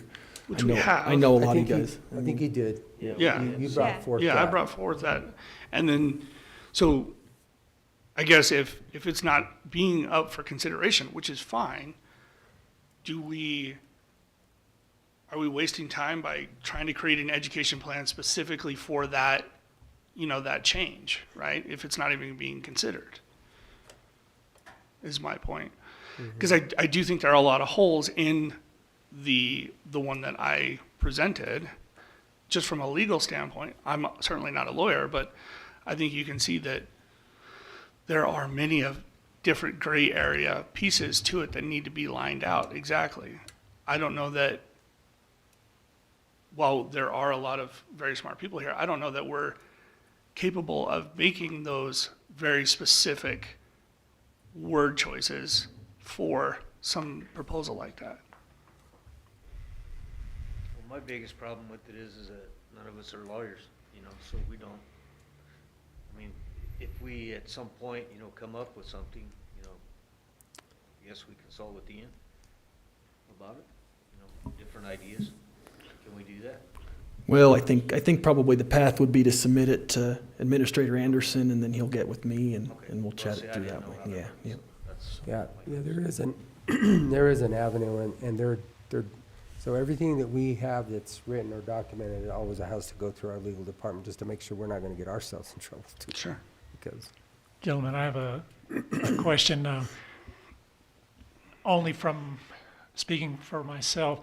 What I think I saw was the P&Z board came up with a recommendation thinking that they were meeting what you asked them to do. And when they brought it before you, it appeared from my eyes that we missed the target. Like we didn't actually complete the task as you had expected it.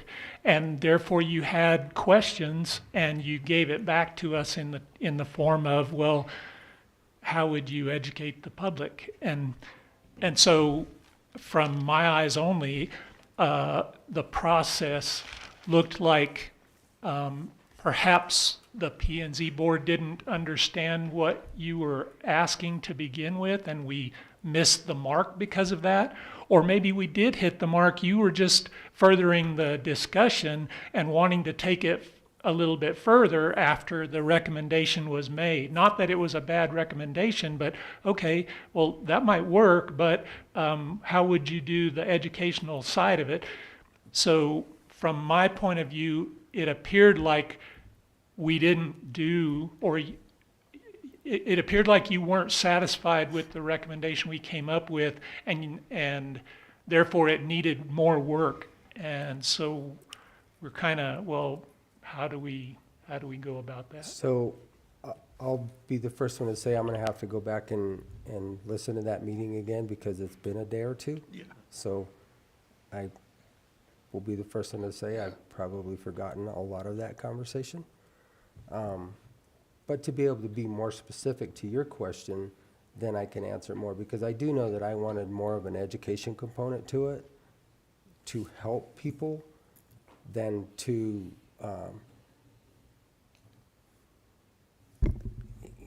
to harm them with just fines. I think that's, I don't really think, I mean, we have to do that when we have to do that, and we will do that, but I think if we can help them understand it and what they've done wrong. And the grace period, I never had an issue with the grace period. Sure. One year, I think that's fine, gives people an idea to figure out, okay, this is what we did wrong, now here's a plan moving forward. That's education in my mind. So once you find that they've done something wrong, to educate them, to say, here's a plan that, here's what you need in your plan to move forward. In the first 3 months, you're going to get X done. In the next 3 months, you're going to get Y done. The next 3 months, you're going to get Z done. And at the end, we have a plan. I guess that's what I was looking, just me specifically in my mind, is an action plan moving forward of how are we going to complete this. And if you can't complete it in a year, then we're going to take the next step, and then maybe we do impose those fines. And maybe we go by the recommendations that you brought forward to us as a board. Is that going to mean something? But I think, first of all, before we ever go to a trying to find somebody in that manner, we work with them, we educate them, we show them what they've done wrong, and how do you fix it before we ever. So more of an action plan, I guess, is what I was envisioning. Does that make sense, Mike? So in the first 3 months, say you're out of compliant with property line. How are you going to mitigate that? Are you going to get, do you need to buy 2 feet from your neighbor? I mean, there's an action plan, and that's part of that education piece that I was thinking of. And then in the first 3 months, is it achievable? 6 months achievable, 9 months achievable, and 12 months, you should have the whole process completed. And most of the stuff that we see is probably achievable in 12 months. Even to the fact that we give them variance. Nope. Nope. It's, well, Oh, okay.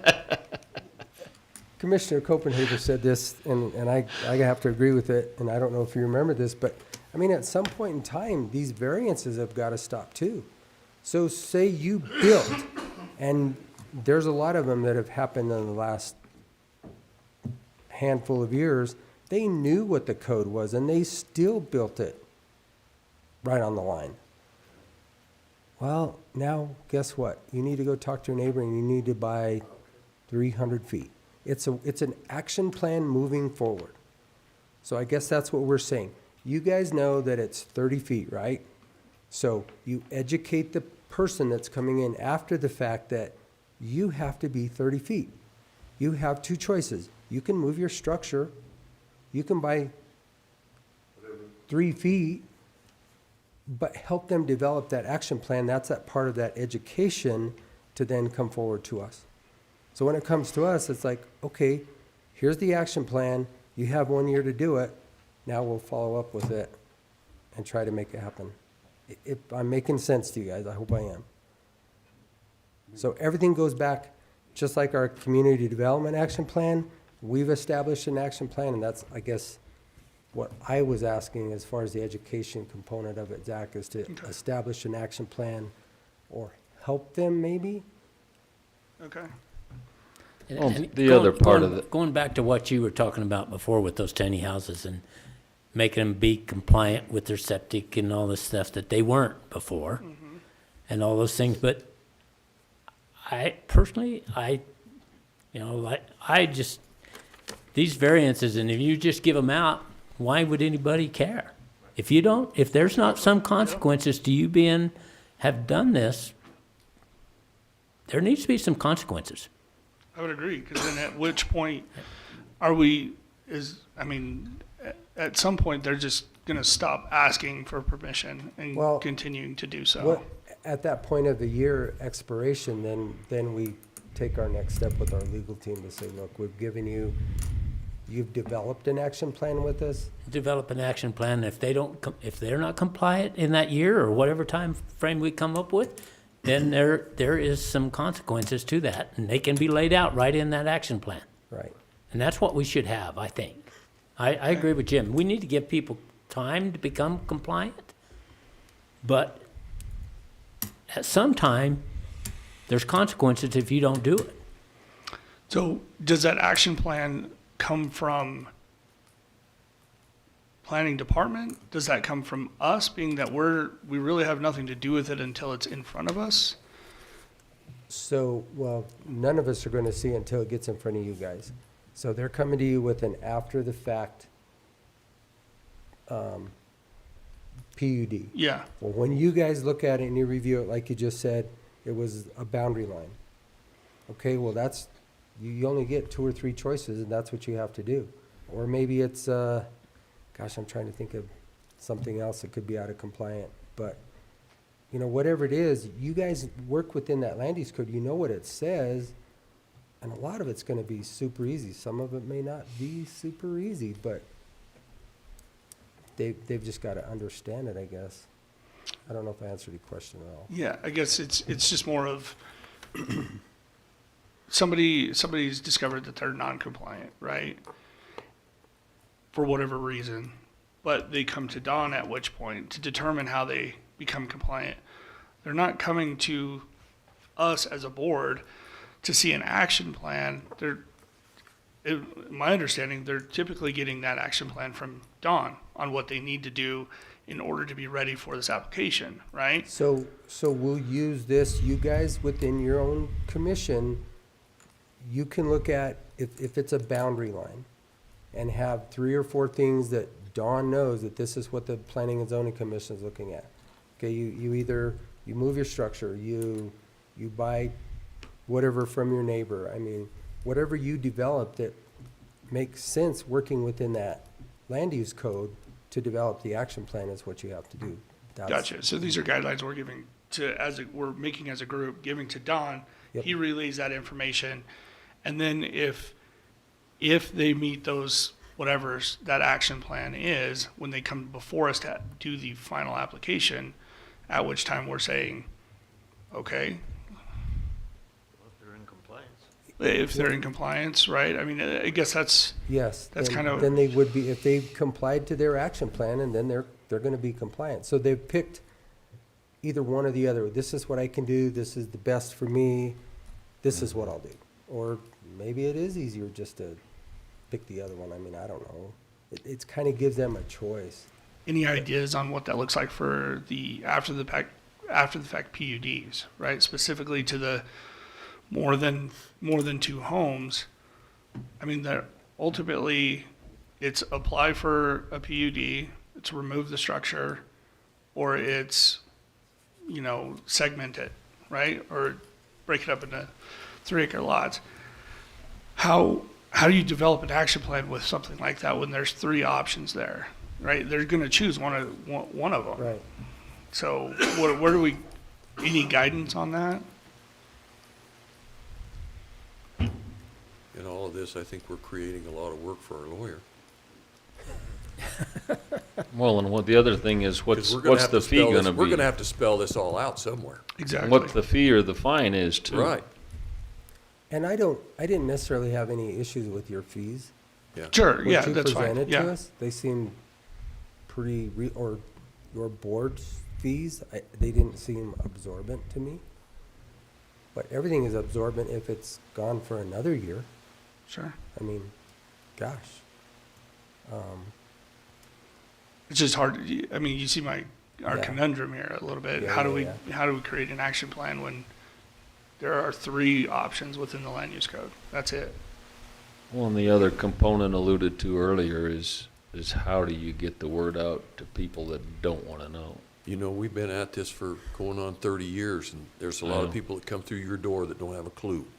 We had 4 contractors that have been working for 30 years, and they were all on the same project, and they all got it wrong. I think that is So- because everybody thinks that in the county there are no codes. And that means absolutely 100% 0 codes at all, which is not true. And that is kind of a problem coming from Plata County. So When I first moved over here, I thought. we might start as far as education with that, Zach. Just say, look, we do have a land use code, and if you're going to do a project of A, B, or C, you do need to get a hold of the planning department. And you can do that with, use our PIO officer for Facebook posts. We can put it on our website. There's a lot of things that don't have a real significant cost to us to try and get it out there. And we might even have to set up a couple town hall meetings to let everybody know. I don't know. I'm just Is putting it there, out there. do we have any, coming into our county, do we have any signage on the highways? That it's a plan and zone? Because I'm not recalling any. There is, There on is. every entryway, it says Montezuma County is zoned. Is zoned. Please get with the planning and zoning department. They're coming off Man, of I haven't 491 to seen- the south. Apparently I'm One right not on top looking. of Mancos Hill. Yep, they're out there. And they've been there for 30 years. 2 decades, 3 decades. But here again, Yeah, if we don't do a better job, I'm gonna have to look. because it's changed, I mean, They're green. how do we, Hey, How many times have you drove by that? Thousands. I've never noticed one. Why couldn't, in the notification, something go out with the taxes? Everybody gets it. sure. If I we mean, you legally guys can come up do with an that. idea like that and bring it forward, and if there's a fiduciary responsibility to it, then we have to evaluate that too. So it's more of a education, just so I make sure I understand, it's more of an education of the entirety, or just the fact that the land use code even exists in the county. The entirety of the land use code exists. If you're going to do development, you do have to go through a process. Right, okay, which I would agree with you, because I do think the misconception is that most people think outside of city, there's no building codes, right? So they don't follow up with the land use code portion of it. I would agree with you there. Correct. And I guess that's what I'm saying is we've got to let people understand the differences. A building code and a land use code are two different totally things. separate, Right, different I things. totally You agree. do have a land use code, and you do have to comply with the land use code. So then, with all of that, the after the fact PUD that we were tasked with, are we tabling that for after education of the public that A, there is a land use code, and then B, how do we move forward with dotting all the T's or dotting all the I's and crossing all the T's for the specifics of that recommendation? The 4 times the cost, after the fact, right, that we originally talked about. How do we move forward there? draft it and let's have them sit down and talk about it. See where we go from there, Draft it to what extent? whatever you'd like.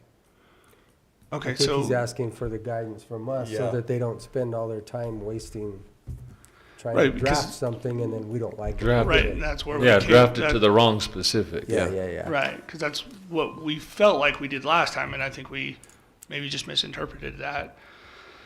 We're just trying to save everybody some breath here, right, on the specifics of what you want to see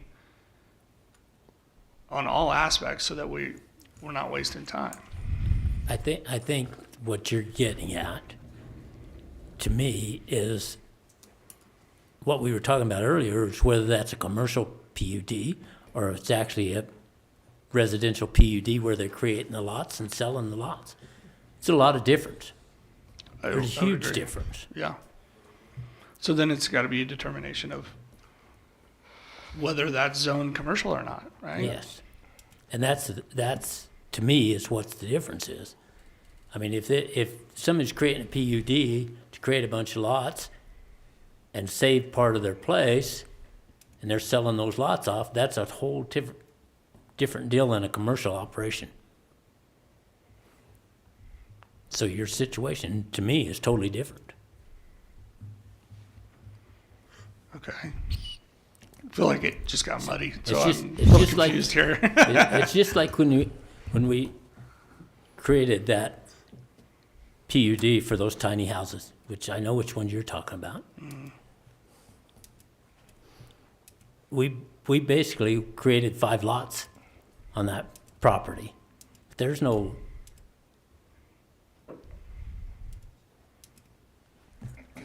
to me, it was- Well, and I, it thi- I was- think they were out of compliance with their WTS too, Don, right?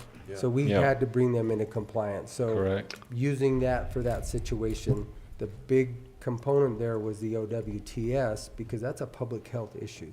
Sure. That's really a health and safety issue.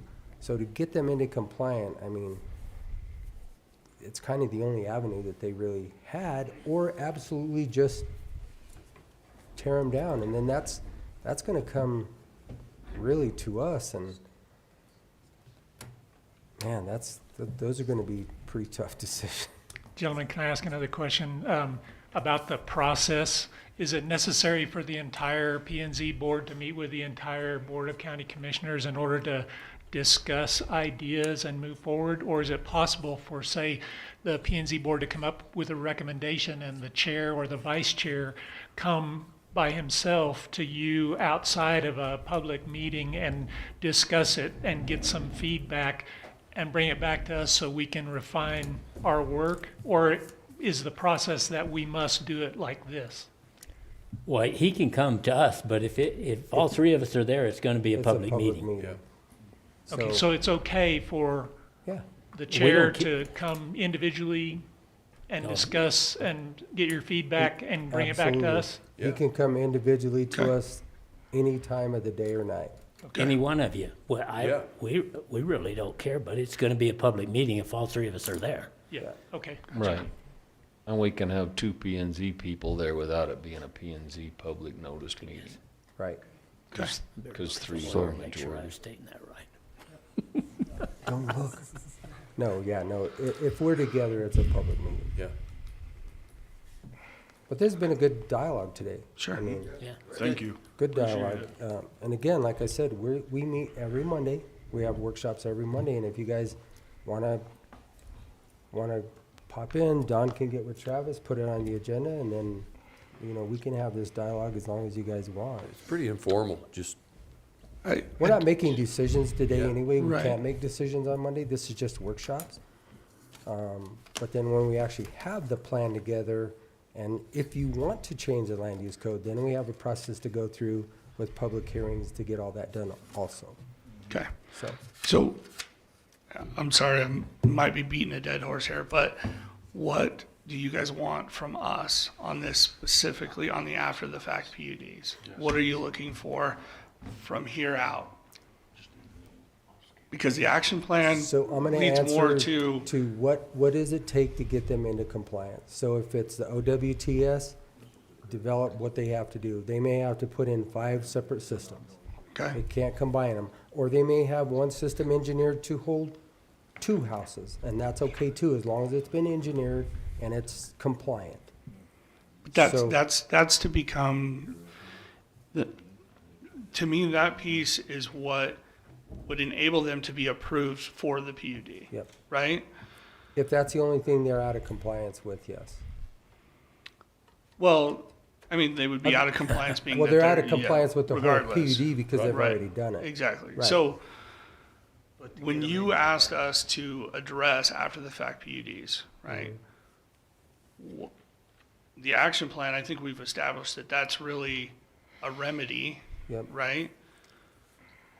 If they have those 3 options, okay, if they choose one of them, what is it do you want to see after that?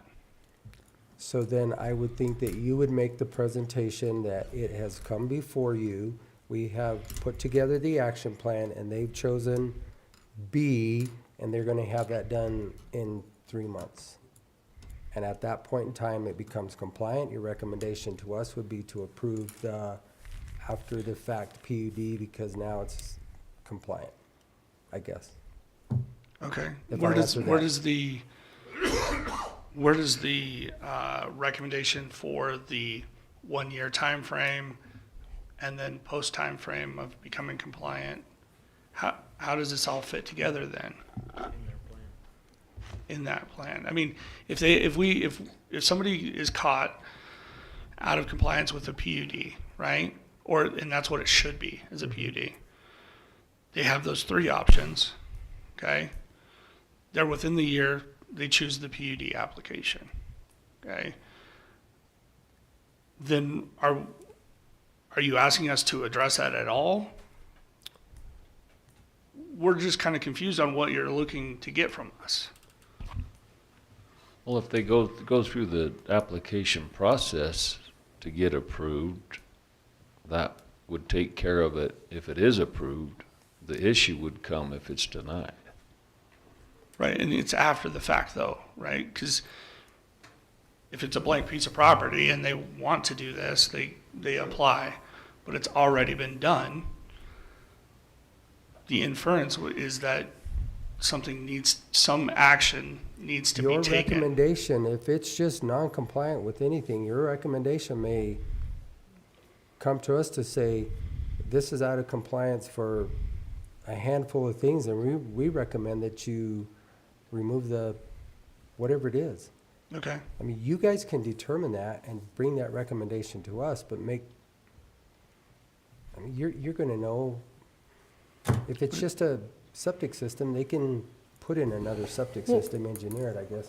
but you asked us to Much- address all after the fact PUDs, right? Pretty much the way to get compliant is you're gonna have to apply and You go have through to the apply, process to get approved. Yeah. Or And if you get it's denied, then you're out of compliance, and at that point, you know, I Quarter, imagine tear Mr. it down. Haley's gonna come and talk to the board and say, hey, we've got a property that's out of compliance, and the commissioners are gonna say, hey, what do we do? And then I'm gonna say, well, we've got this many cases on the docket, and we'll handle it as we can. But you see Right. what I'm saying? I don't know where you want us to go from here because I feel like we're at a bit of an impasse. So let me put it this way, Zach, and I hope I can make this make sense too.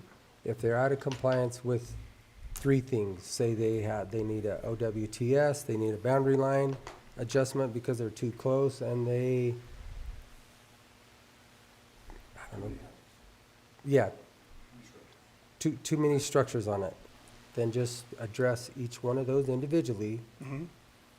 and Which is what we do now. Yeah, and send So it to what, us. what are you asking us to change, is my point. Would you recommend to deny or approve? Well, I mean, I think that's the common process now. If it comes before us, they don't have, they're applying for a PUD, and whether or not they're in compliance or not, and it's after the fact, I mean, we're under the impression you guys make that judgment call there. Whether or not you think that they should be forgiven for having made the choice ahead of time, right? So what we were addressing is to stop people from making that decision ahead of time by giving them the grace period, and then after which incentivizing, it's a de-incentivization at that point because they're going to pay The fine. the large full fee time. there, right? So, being that we've given that, I'm confused on what else you want for that specific item, right? So let us have the opportunity to relook at that and Okay. revisit what you addressed. We can all go back and look at that, and then we'll answer that Okay. better for you than right now, because I'm trying to mull it over in my head of what our conversation was, and like I said, I can't remember 100% of that conversation, and I don't want to Sure. speak to it because I need to review it. Gentlemen, talking about being out of compliance, there are things that they do that would cause them to be out of compliance, but the after-the-fact PUD brings them into compliance because it's after the fact. They're applying as a PUD after the fact, and if it gets approved, they comply. So what I think I hear you saying is you would not like that to be one of the alternatives. Well, there may be things after the fact that are still not compliant, because they could be too close. Yeah, I know, but I think the ones that we've I haven't dealt with them all, but several of them you guys have. Maybe you can speak to the fact whether they were made compliant by the after-the-fact PUD or not. They were, they did Some- have to do some some were. mitigation on moving Some a they had to septic do leach some work field. on moving some stuff to be compliant. It But- wasn't just, they weren't compliant just because they came in and applied for after the fact. There were some other things that they had to do with it. Does that make But I sense? don't think those involve moving structures or buying property or removing, But maybe going they- to two houses instead of But three. maybe that needs to be there. So that's what I'm That trying needs to, to be there, because otherwise it's not fair across the board. You're compliant, you stayed 30 feet. He's not, these two guys are not compliant because they went 3 feet. That's part of the action plan, and that's part of saying, look, you can go through the, after the fact, but you've got to do X, Y, and Z to even get to the after the fact, because it's not going to be compliant. So just to apply to say, here it is, I don't, Yeah, so with a PUD, you can have certain stipulations as far as setbacks that are less than the standard land use code, but and after the fact, you wouldn't have to give that leeway. Okay, So- I guess, but the setbacks and things like that weren't the item in question originally. The item in question was the third plus house, right? On these applications, and it was, from my understanding, it was presented to us, we need something to address after the fact PUD applications, okay? Which would then tell us, you don't want to do them anymore, right? And that's what I'm trying to get to the root here of. I would what- like to never do an after the fact, but the reality of it is, Sure. is we're going to always continue to do after the fact. Right, so, So my point that I was trying to make as education, how do we educate the public up front so that we never have to deal with an after the fact, or we minimize it? I thought you meant education of the public for the potential fines that we were talking about It's the implementing. whole thing. It's the whole thing. Okay, It's It's the both fines that components. go Both along with it, components. but if they don't know, like I said, if they don't even know that the land use code exists, which I think most of them don't, they just think there are no codes, and that means nothing. And that's what we're dealing with. That's, like I said, the 30,000 foot view is we're gonna have to educate them again on the whole thing. okay. Appreciate it. So- I know I can be frustrating. No, I'm no, just no, trying you're to not. get to the root of what, I'm just trying to make sure we know, we're crystal clear on what we're trying to accomplish from our standpoint. Yep, and then that way, we minimize the after the fact applications. We're never gonna Right. not have one, but. We if might can if I quit minimize it- sending letters. right? But the de-incentivizing potentially has teeth there, right? So does that help, guys? Okay, so if I have a barn, I have an application to Don. Mm-hmm. Don looks at it and says, oh, your barn is too close to the property line. Mm-hmm. Okay, now, I'm gonna, with that application, do I even get to go to us board? Or does it get denied by you, Don, saying, until you either move it, buy a piece of property from your neighbor, we can't accept your application. It has to be compliant You gotta be compliant in order to get To- the application. to move forward with the development. Well, and I guess. So I next think week- this was a lot of good conversation, but we might want to schedule a second meeting. Yeah, we're gonna have to. I'm watching the clock. Okay. So write everything down, schedule another meeting done. We'll give you 2 hours this time instead of an hour and a half. I apologize. We've got to get through 3 other items, and then we've got to get to an E911 board meeting.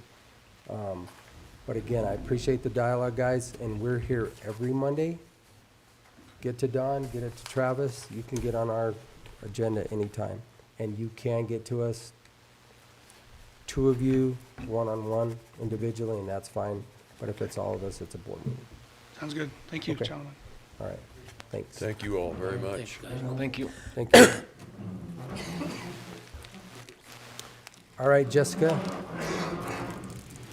I have so many choices.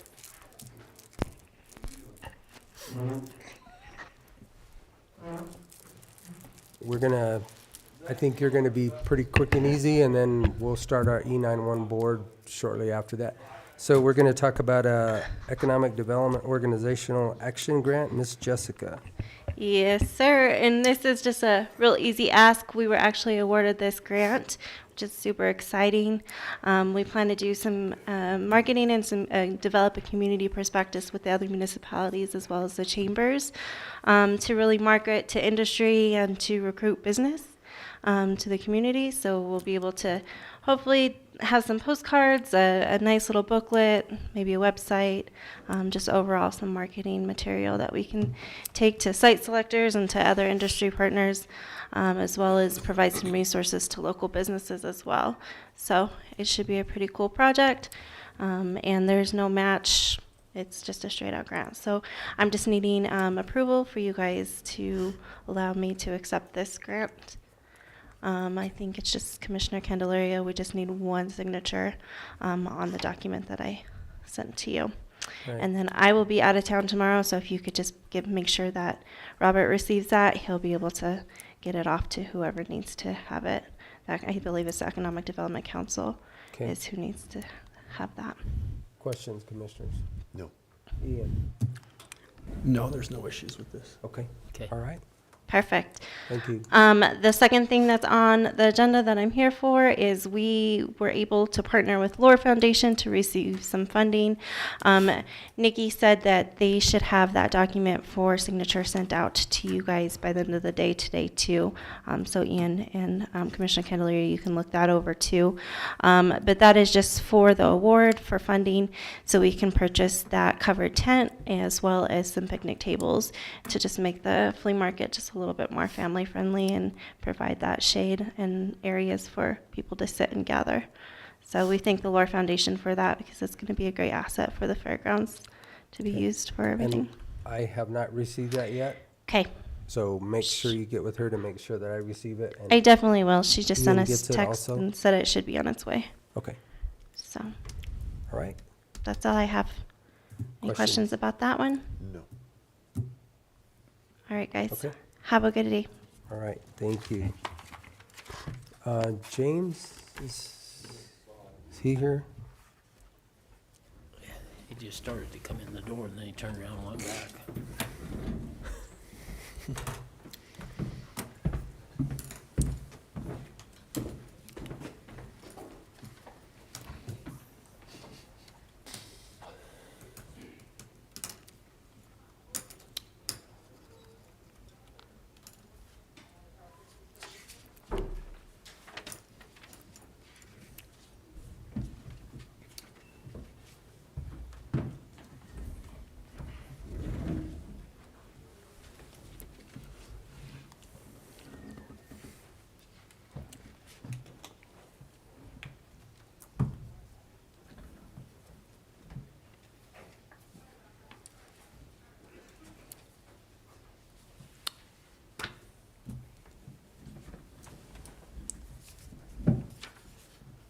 Have at it. So gentlemen, what I've got before us this morning, or this afternoon, is a proposal from our consultant that's been working on the Paso Mesa Verde project.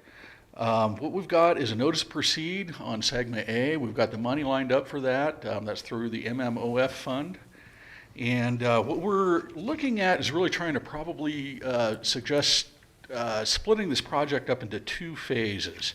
The first phase really kind of focuses on doing the final alignment. What we need to really do is figure out what the final alignment is and negotiate some right-of-way for that. If the right-of-way negotiations fail, then we would revert back to our alternative alignment, which would be along the highway. But what we feel like is that splitting this contract up into 2 phases makes sense. We set a milestone, which is to determine the final alignment and secure whatever right-of-way we can get. And that would kind of finalize phase 1 of the project. And then we would move into specific design on the second phase of the project. And the reason that's important is that if we go with one route on that, we may be looking at up to 3 or 4 river crossings. If we go the other route, what we're really looking at is more retaining walls and things like that. So we felt like getting our ducks in a row first to figure out what the alignment was made more sense than to try to roll it all into one big ball. So this way it gives us kind of a midpoint, stopping point, and we know we've got something accomplished, and then we proceed with the second part of the contract after that. So again, all the money is lined up for this. It's the MMOF fund, and again, it's just about splitting this up into 2 phases instead of trying to roll it all into one. And Ian, I believe you've got a copy of the contract, and if not, I'll send it to you and make sure it all looks copacetic and everything. I don't think I have it, Jim. Okay, I'll go ahead and send that to you then. Perfect, thank you. Yeah, it'd be just a standard contract, and again, all the money's lined up for it. It wouldn't affect our budget at all. It's just, again, splitting up into 2 different phases. And we've got, I felt like the commissioners have instructed us to go forward with this, and so I just wanted to make sure that it was okay with the commissioners to split this up like this. Any issues? No. I don't have any problem. I'm okay with that. As soon Okay. as Ian reads the document. I can look it over as soon as we're done today. Okay, Jim. that sounds good, yeah. Okay. All right, Sounds I'll go ahead and Appreciate send it, it thanks. to you. All right, thank you, gentlemen. All right, thank you. All right, moving right along. We have another possible discussion here of our AC solar project. Ian, did you have time to look over the information that they sent you? I did. And I sent you guys an email as well.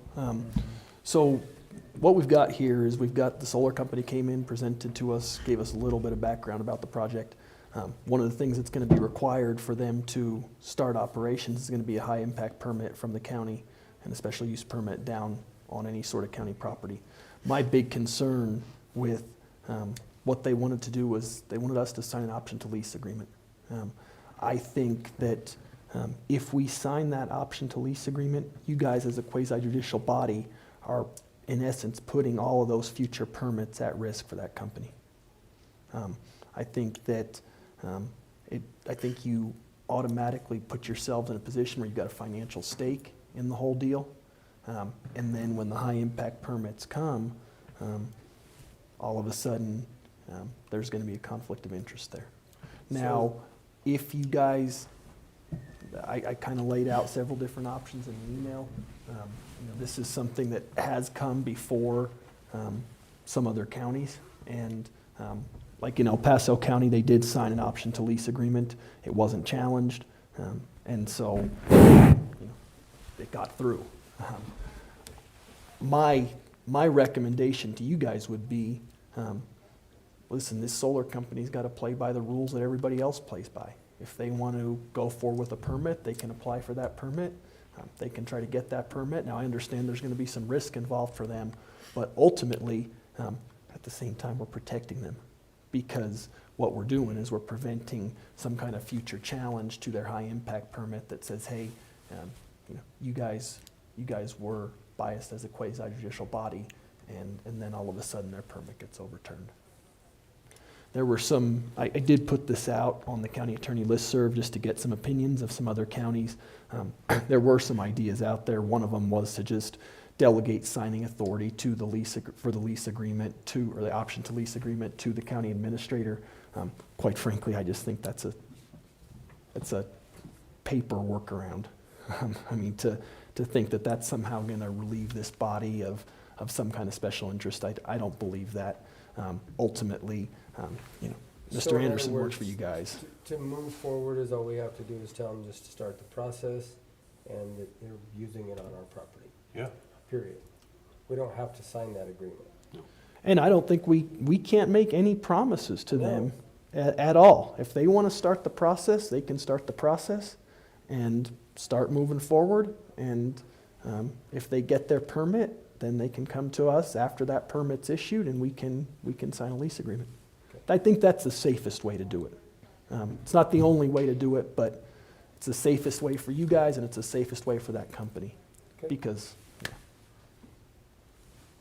Then we'll make that decision and we'll give you the, well, I think we're just gonna, the direction is probably just to stay with the safe way and just advise them to start the process. Yep. Yep. Are you okay with that, Commissioner? Yeah. I am. Okay. They're in, they're in. If not, So that's just an advisement. We're not making a decision on anything. Yep. And that's really something that I think Travis. Travis can reach out to Yeah, them and just say, correct. hey, if you guys want to move forward with your permit process, go ahead and do it. Yep. So, yep, Okay, okay, all right, very good. easy.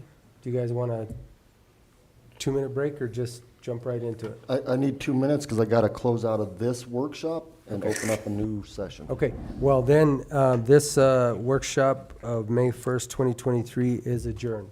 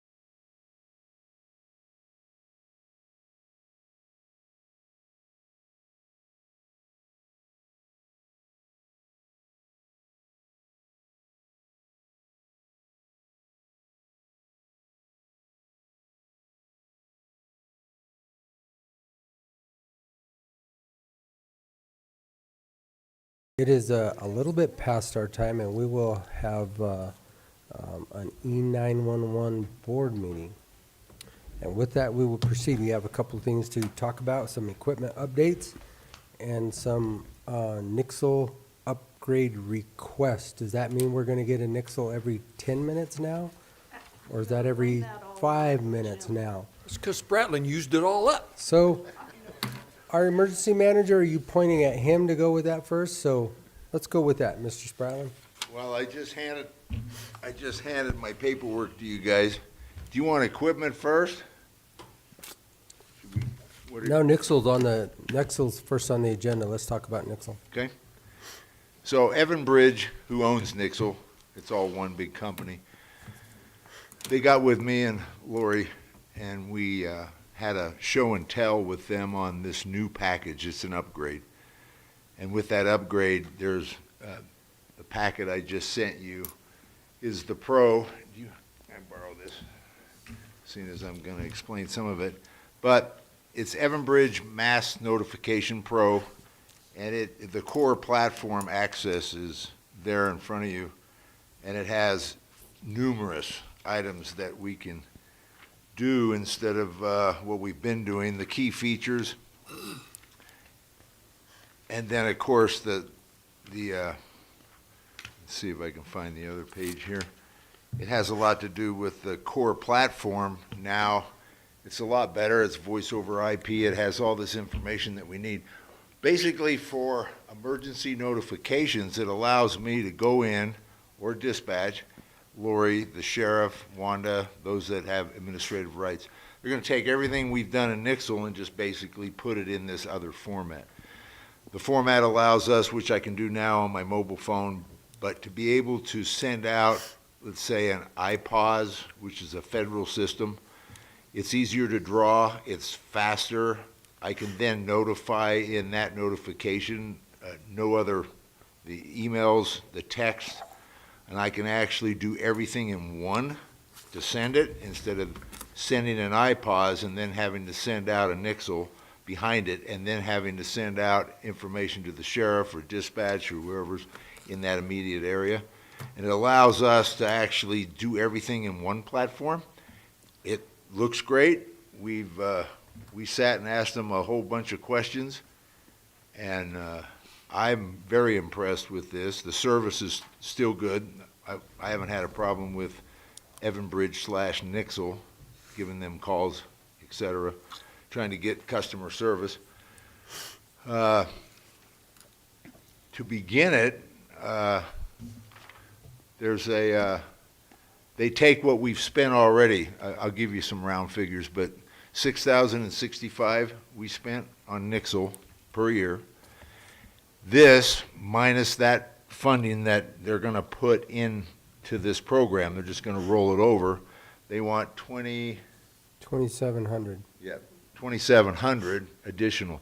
Then the next year it'll be $85 in that range, $8,500 every year. But this platform allows us to do, a multitude.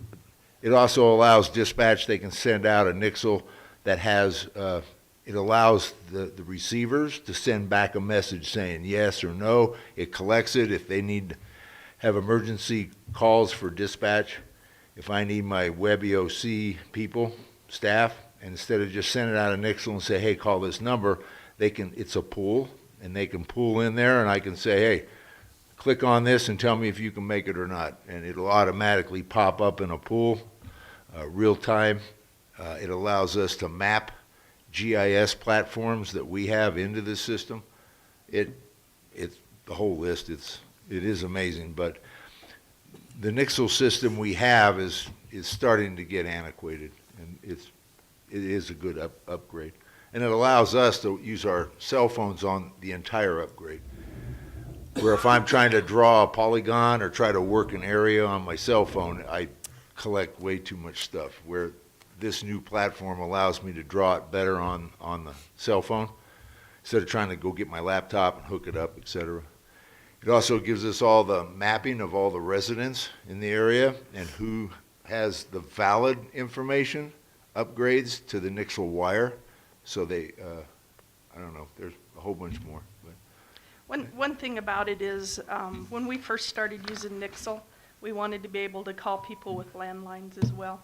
So we had to go to CenturyLink and it was CenturyLink, CenturyTel, whatever it was at the time. They charge a lot of money for that information to send out everybody's landline so that we could update it in the Nixle system. This Everbridge system uses what they call resident connection, and so they have all of that information, the landline information, as well as the cell phones, and what else do they have? Oh, the VoIP. Anybody that has the computerized phone numbers, they have all of that, so that we don't have to pay CenturyLink to get this. And I'm thinking it was $600 a year we were paying until prior to Jim getting here. We weren't sending out a whole lot of the landline information, so I didn't feel like it was worth the $600 a year, because most people were getting rid of their landlines instead of getting new landlines. So this would update our system, just so we have the landline information. And it also allows us to put together the same groups that we have, but a little more detail in the groups. Power outage, Mancus, which we actually had some fun with a transformer. Yes? No, regulator, not a transformer. Yeah, it's the regulator thingy, yeah. I was standing right there when it exploded, kind of woke me up pretty fast. But with that, it also allows us not to just have all my access functional needs people on a list where I have to call them personally. I can have them in that group and pull them, and I can find out whether they have service or not service, do you need any help, etc. It just really streamlines it could save hours of time for doing that. So these groups that we do have in there, everything we have gets automatically transferred in, and then I can start adding some of the other groups. Have we sold you on it yet? Jim's time up? Well, no, I have one point. This is a contract period for 12 months. Correct. It starts 5/1 of '23, but it ends 4/19 of '24. Now, that's 11 days short. Well, what happened to the 11 days? And you'll also notice the upgrade credit is only $58.73. Yeah. Not the $60.61. That's because we've used April's. Okay. We've already used April's credit up to now. So I get the texts on my phone right now that say, hey, there was a avalanche up by Rico, the road's closed. Will I get the same thing with this new, what will I get as a user? Nothing That's changes for you, really, except for the ability to do the polling. Like if we say, like electricity's down, are you on oxygen? It allows you to send us a message back that says, yes, I'm on oxygen. So it's kind of cumbersome when we had the cell phone service went dead down around G, and we were hunting the tower trying to figure it out. And of course, you send out a cell phone message, a text, but it usually comes out anyway, and then 911's still available, so we sent that out to make sure people got it. And I ended up with a conversation with somebody for at least 20 minutes, and I would send her on the help tip. She would give me a tip, then I would send her back a tip, and then she would send me a tip, and that thing kept blowing the phone up at both ends for us to communicate, where it would have been a lot easier just to poll. And this polling method will actually bring up everybody with the polling numbers on it, so I can look at it quickly and, go to work. So that's the difference, not just your everyday message, but I can streamline a message to the public and then send a different message to law enforcement or a different message to the fire to let them know specifics and it's not limited by characters. So that can make the difference. I can add in everything for everybody, and then it kind of notifies everybody, and we don't spend time on the telephone making phone calls and spending It's a lot more of time. for usability of you all. not for the public. It's really not gonna Not change. really, is all they're gonna what do is they see. respond and say yes or no. Yeah, So for Correct. us, it's gonna And mean. it allows us it to doesn't mean- utilize anything that's on there, yep. Yeah, pretty much. It, and the landline, I mean, it updates the landlines a little Right. bit because of the resident connect. Right. Which, how many landlines even exist anymore, other than a business? I mean, I have my landline still. I have one. I had one, but it broke. It broke. yep, it must be that Well, here's- CenturyLink copper line. I Yep. haven't. And It really, broke. they suggest people keep their landlines because if the cell phones go down, I can still call for help. The map that they gave us or showed us was Montezuma County map, and it was downtown Cortez, and it showed every single resident that still had that landline, and you could click on it and find their phone number. You could do a lot, to be able to notify them of whatever, so. It was pretty impressive. That was their package of Okay. voice over IP and all the rest. And then, the next thing you might ask is the money. That's That's, gonna be so, my next question out of my mouth, because I so know that we had, we've spent a lot of 60 money this year. we had $6,100 budgeted for Nixle, so we've used that. But, we also have 25,000 in a line item for, basically upgrades, and it's upgrades to our VHF systems. And we haven't, had to use those in the past, although we're gonna have to use some this year. That's one of my equipment updates. So, I mean, there is money there, that $3,000 we could easily, So I let, don't know how easy it is to so- move from one line so item let's hear to about the other. equipment updates then. Okay. Because it sounds like that's gonna be another ask of money. Nah, yes, it is, actually. So what we have, the big thing that's gonna be money is the Pleasant View EMS repeater, which is on the Farmer's Telephone Tower, right in the middle of Pleasant View. Ever since we narrow banded and maybe even before, the handhelds that Pleasant View uses, so on a scene, on an accident scene, it's hard for them to hear dispatch calling them or us to hear them calling in. It's, the signal is really degraded and scratchy. I don't know, have you listened to it much? You can't hardly hear it. So Is we that got because- Digicom to go out there and do some studies that repeater, I want to say we replaced that repeater. I know we did the Dolores one, but I feel like we did the Pleasant View EMS repeater, that we've replaced it once since we started having this problem and it didn't fix the issue. So Digicom went out and did what, I don't know, some technical something to test the coax or the cabling and the antenna, and they said that it has degraded. So their first solution, they've said, is to replace the cabling and the antenna.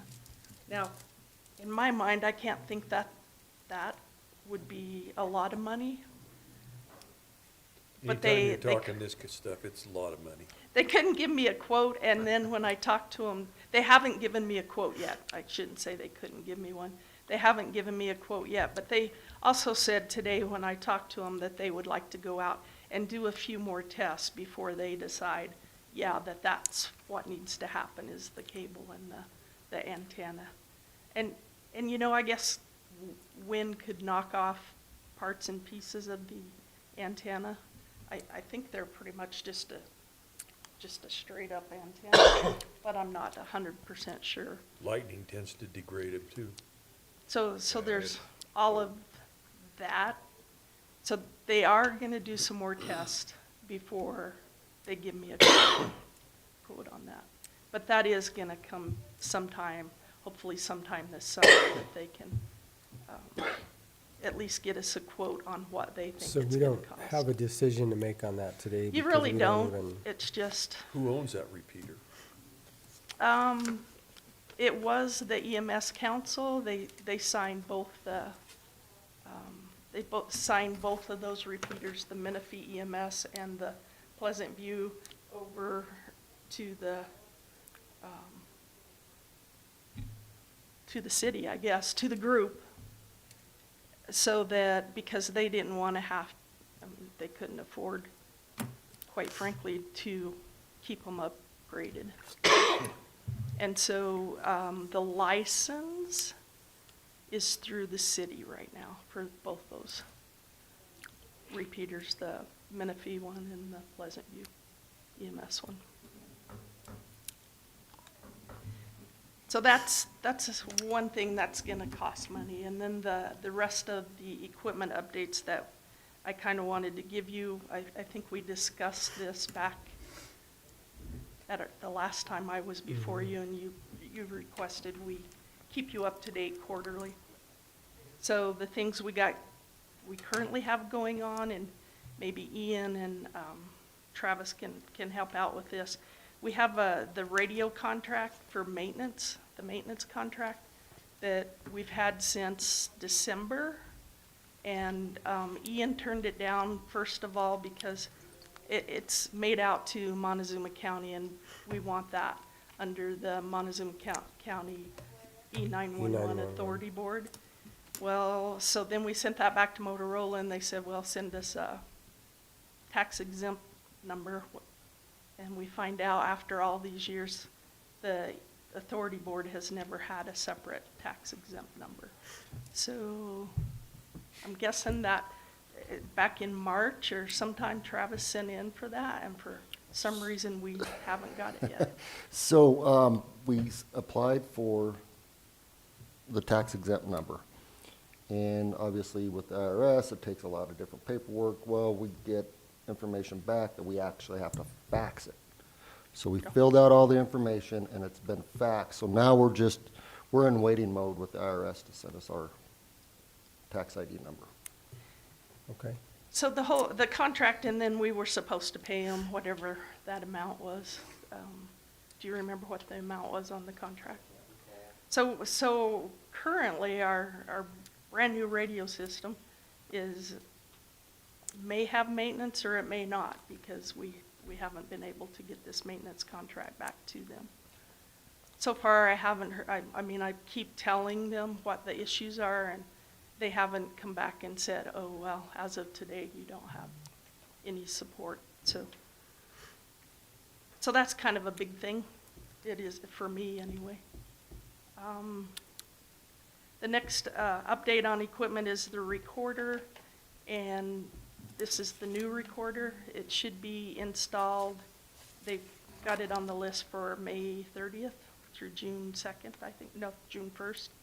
So those 3 days, they'll be here installing that. And then the new phone system, the kickoff meeting is tomorrow afternoon. And basically that's just to discuss engineering on the system and what's gonna happen from there on out. So that's our equipment. So does that still, when we talked about that, that would be like 9 months to a year? So Yeah, yeah, so- obviously that's expired, some time has gone by. So So we we're- still by the end of the year, maybe? Yeah, I'm Ish. saying, or immediately after the first of the year. Because this is the first meeting we've had, and it's what, May 1st, May 2nd? So 7 months. That's not unrealistic for the amount of time it's gonna take them to get everything together. The biggest issue I think they have is the getting parts. I think that's still, the pieces and everything. I think that's still a big issue, getting, after COVID, getting material. So, and we'll find out more tomorrow after when we have this meeting, as far as what their thoughts are. And they should give us a timeline in that meeting Okay. as well. So, that's great. So, that was just the, updates on the equipment, so I'm gonna go back to the Nixle upgrade, because that's actually a request for funding. Right. And I don't have that in front of me right now, that budget. Oh, okay, and I didn't bring a copy of So that. I would at least want, is Phaedra here by chance? She's gone, right? So I'm gonna put this off for a while, because I wanna be able to look at those numbers to make sure that, and I'll look at that line item of that $25,000, but I don't necessarily wanna make a decision today without looking at those numbers to make sure that we're. So the next question then would be as far as the Nixle upgrade, and I'm talking for Jim here, because we had discussed, we had that meeting with the lady on Thursday, and we had discussed, should we have her give you guys a presentation? And then the meeting came up, so I just thought we should throw it in there. But we could still bring her back bring her via Zoom for Sure. you guys to actually hear the spill and see the system and. Actually, I would like to see that. I mean, if you guys don't have any issues with that. It was only about 30 minutes, wasn't it? It was about a 30-minute we presentation, can, so. do it on any Monday, and then we can go from there, because I'm kind of like Ian. I mean, I guess it really does streamline it for you guys to a certain degree, but what are the rest, what are we getting? And maybe I don't. Well, I'd it's like to all see the about presentation. emergencies. Yeah. I would have to say But- what the end user gets is just more information quicker. Sure. It's the same information, but it's less work on the back end to get that out. And I think that's really what you get, is just that information gets out a little quicker. Is it different? Probably not much. Okay. And that is true. What he says, because it gives us, this new system gives you the opportunity to save the geodata. So if we could create a group for just like Cedar Mesa subdivision, so that, we would just click on a number and it would automatically go out to Cedar Mesa. It speeds up the time. The messages. Correct, as they'd be set up as one group. I Yeah. understand that. Yep. And they can all go out at once, you don't have to pick one group, and then I have to get another sheriff group to tell them something else. Then I want a poll to find out if my access function needs people in transportation, so in this one, it's quicker for the public, it's faster, plus they may get one or two different notifications. Power's out, how you doing? I think that the end user actually get more than just one message, we need more details. Some end users don't want more messages. Yeah, and they have the option to do this. They don't have to get any messages. Pretty easy. As long as it's not 4 o'clock in the morning. Presentation, I think you guys would enjoy watching. Yeah, go ahead and set that up, and it's not urgent anyway. So set that up, and then we'll go from there. Then we can make a decision based on that. That'll give us some time to look at the numbers also. Okay. All right. Anything else? Gosh, that was easy. Okay. Appreciate your time. Thank you. Thank you, guys. Sorry you had to wait.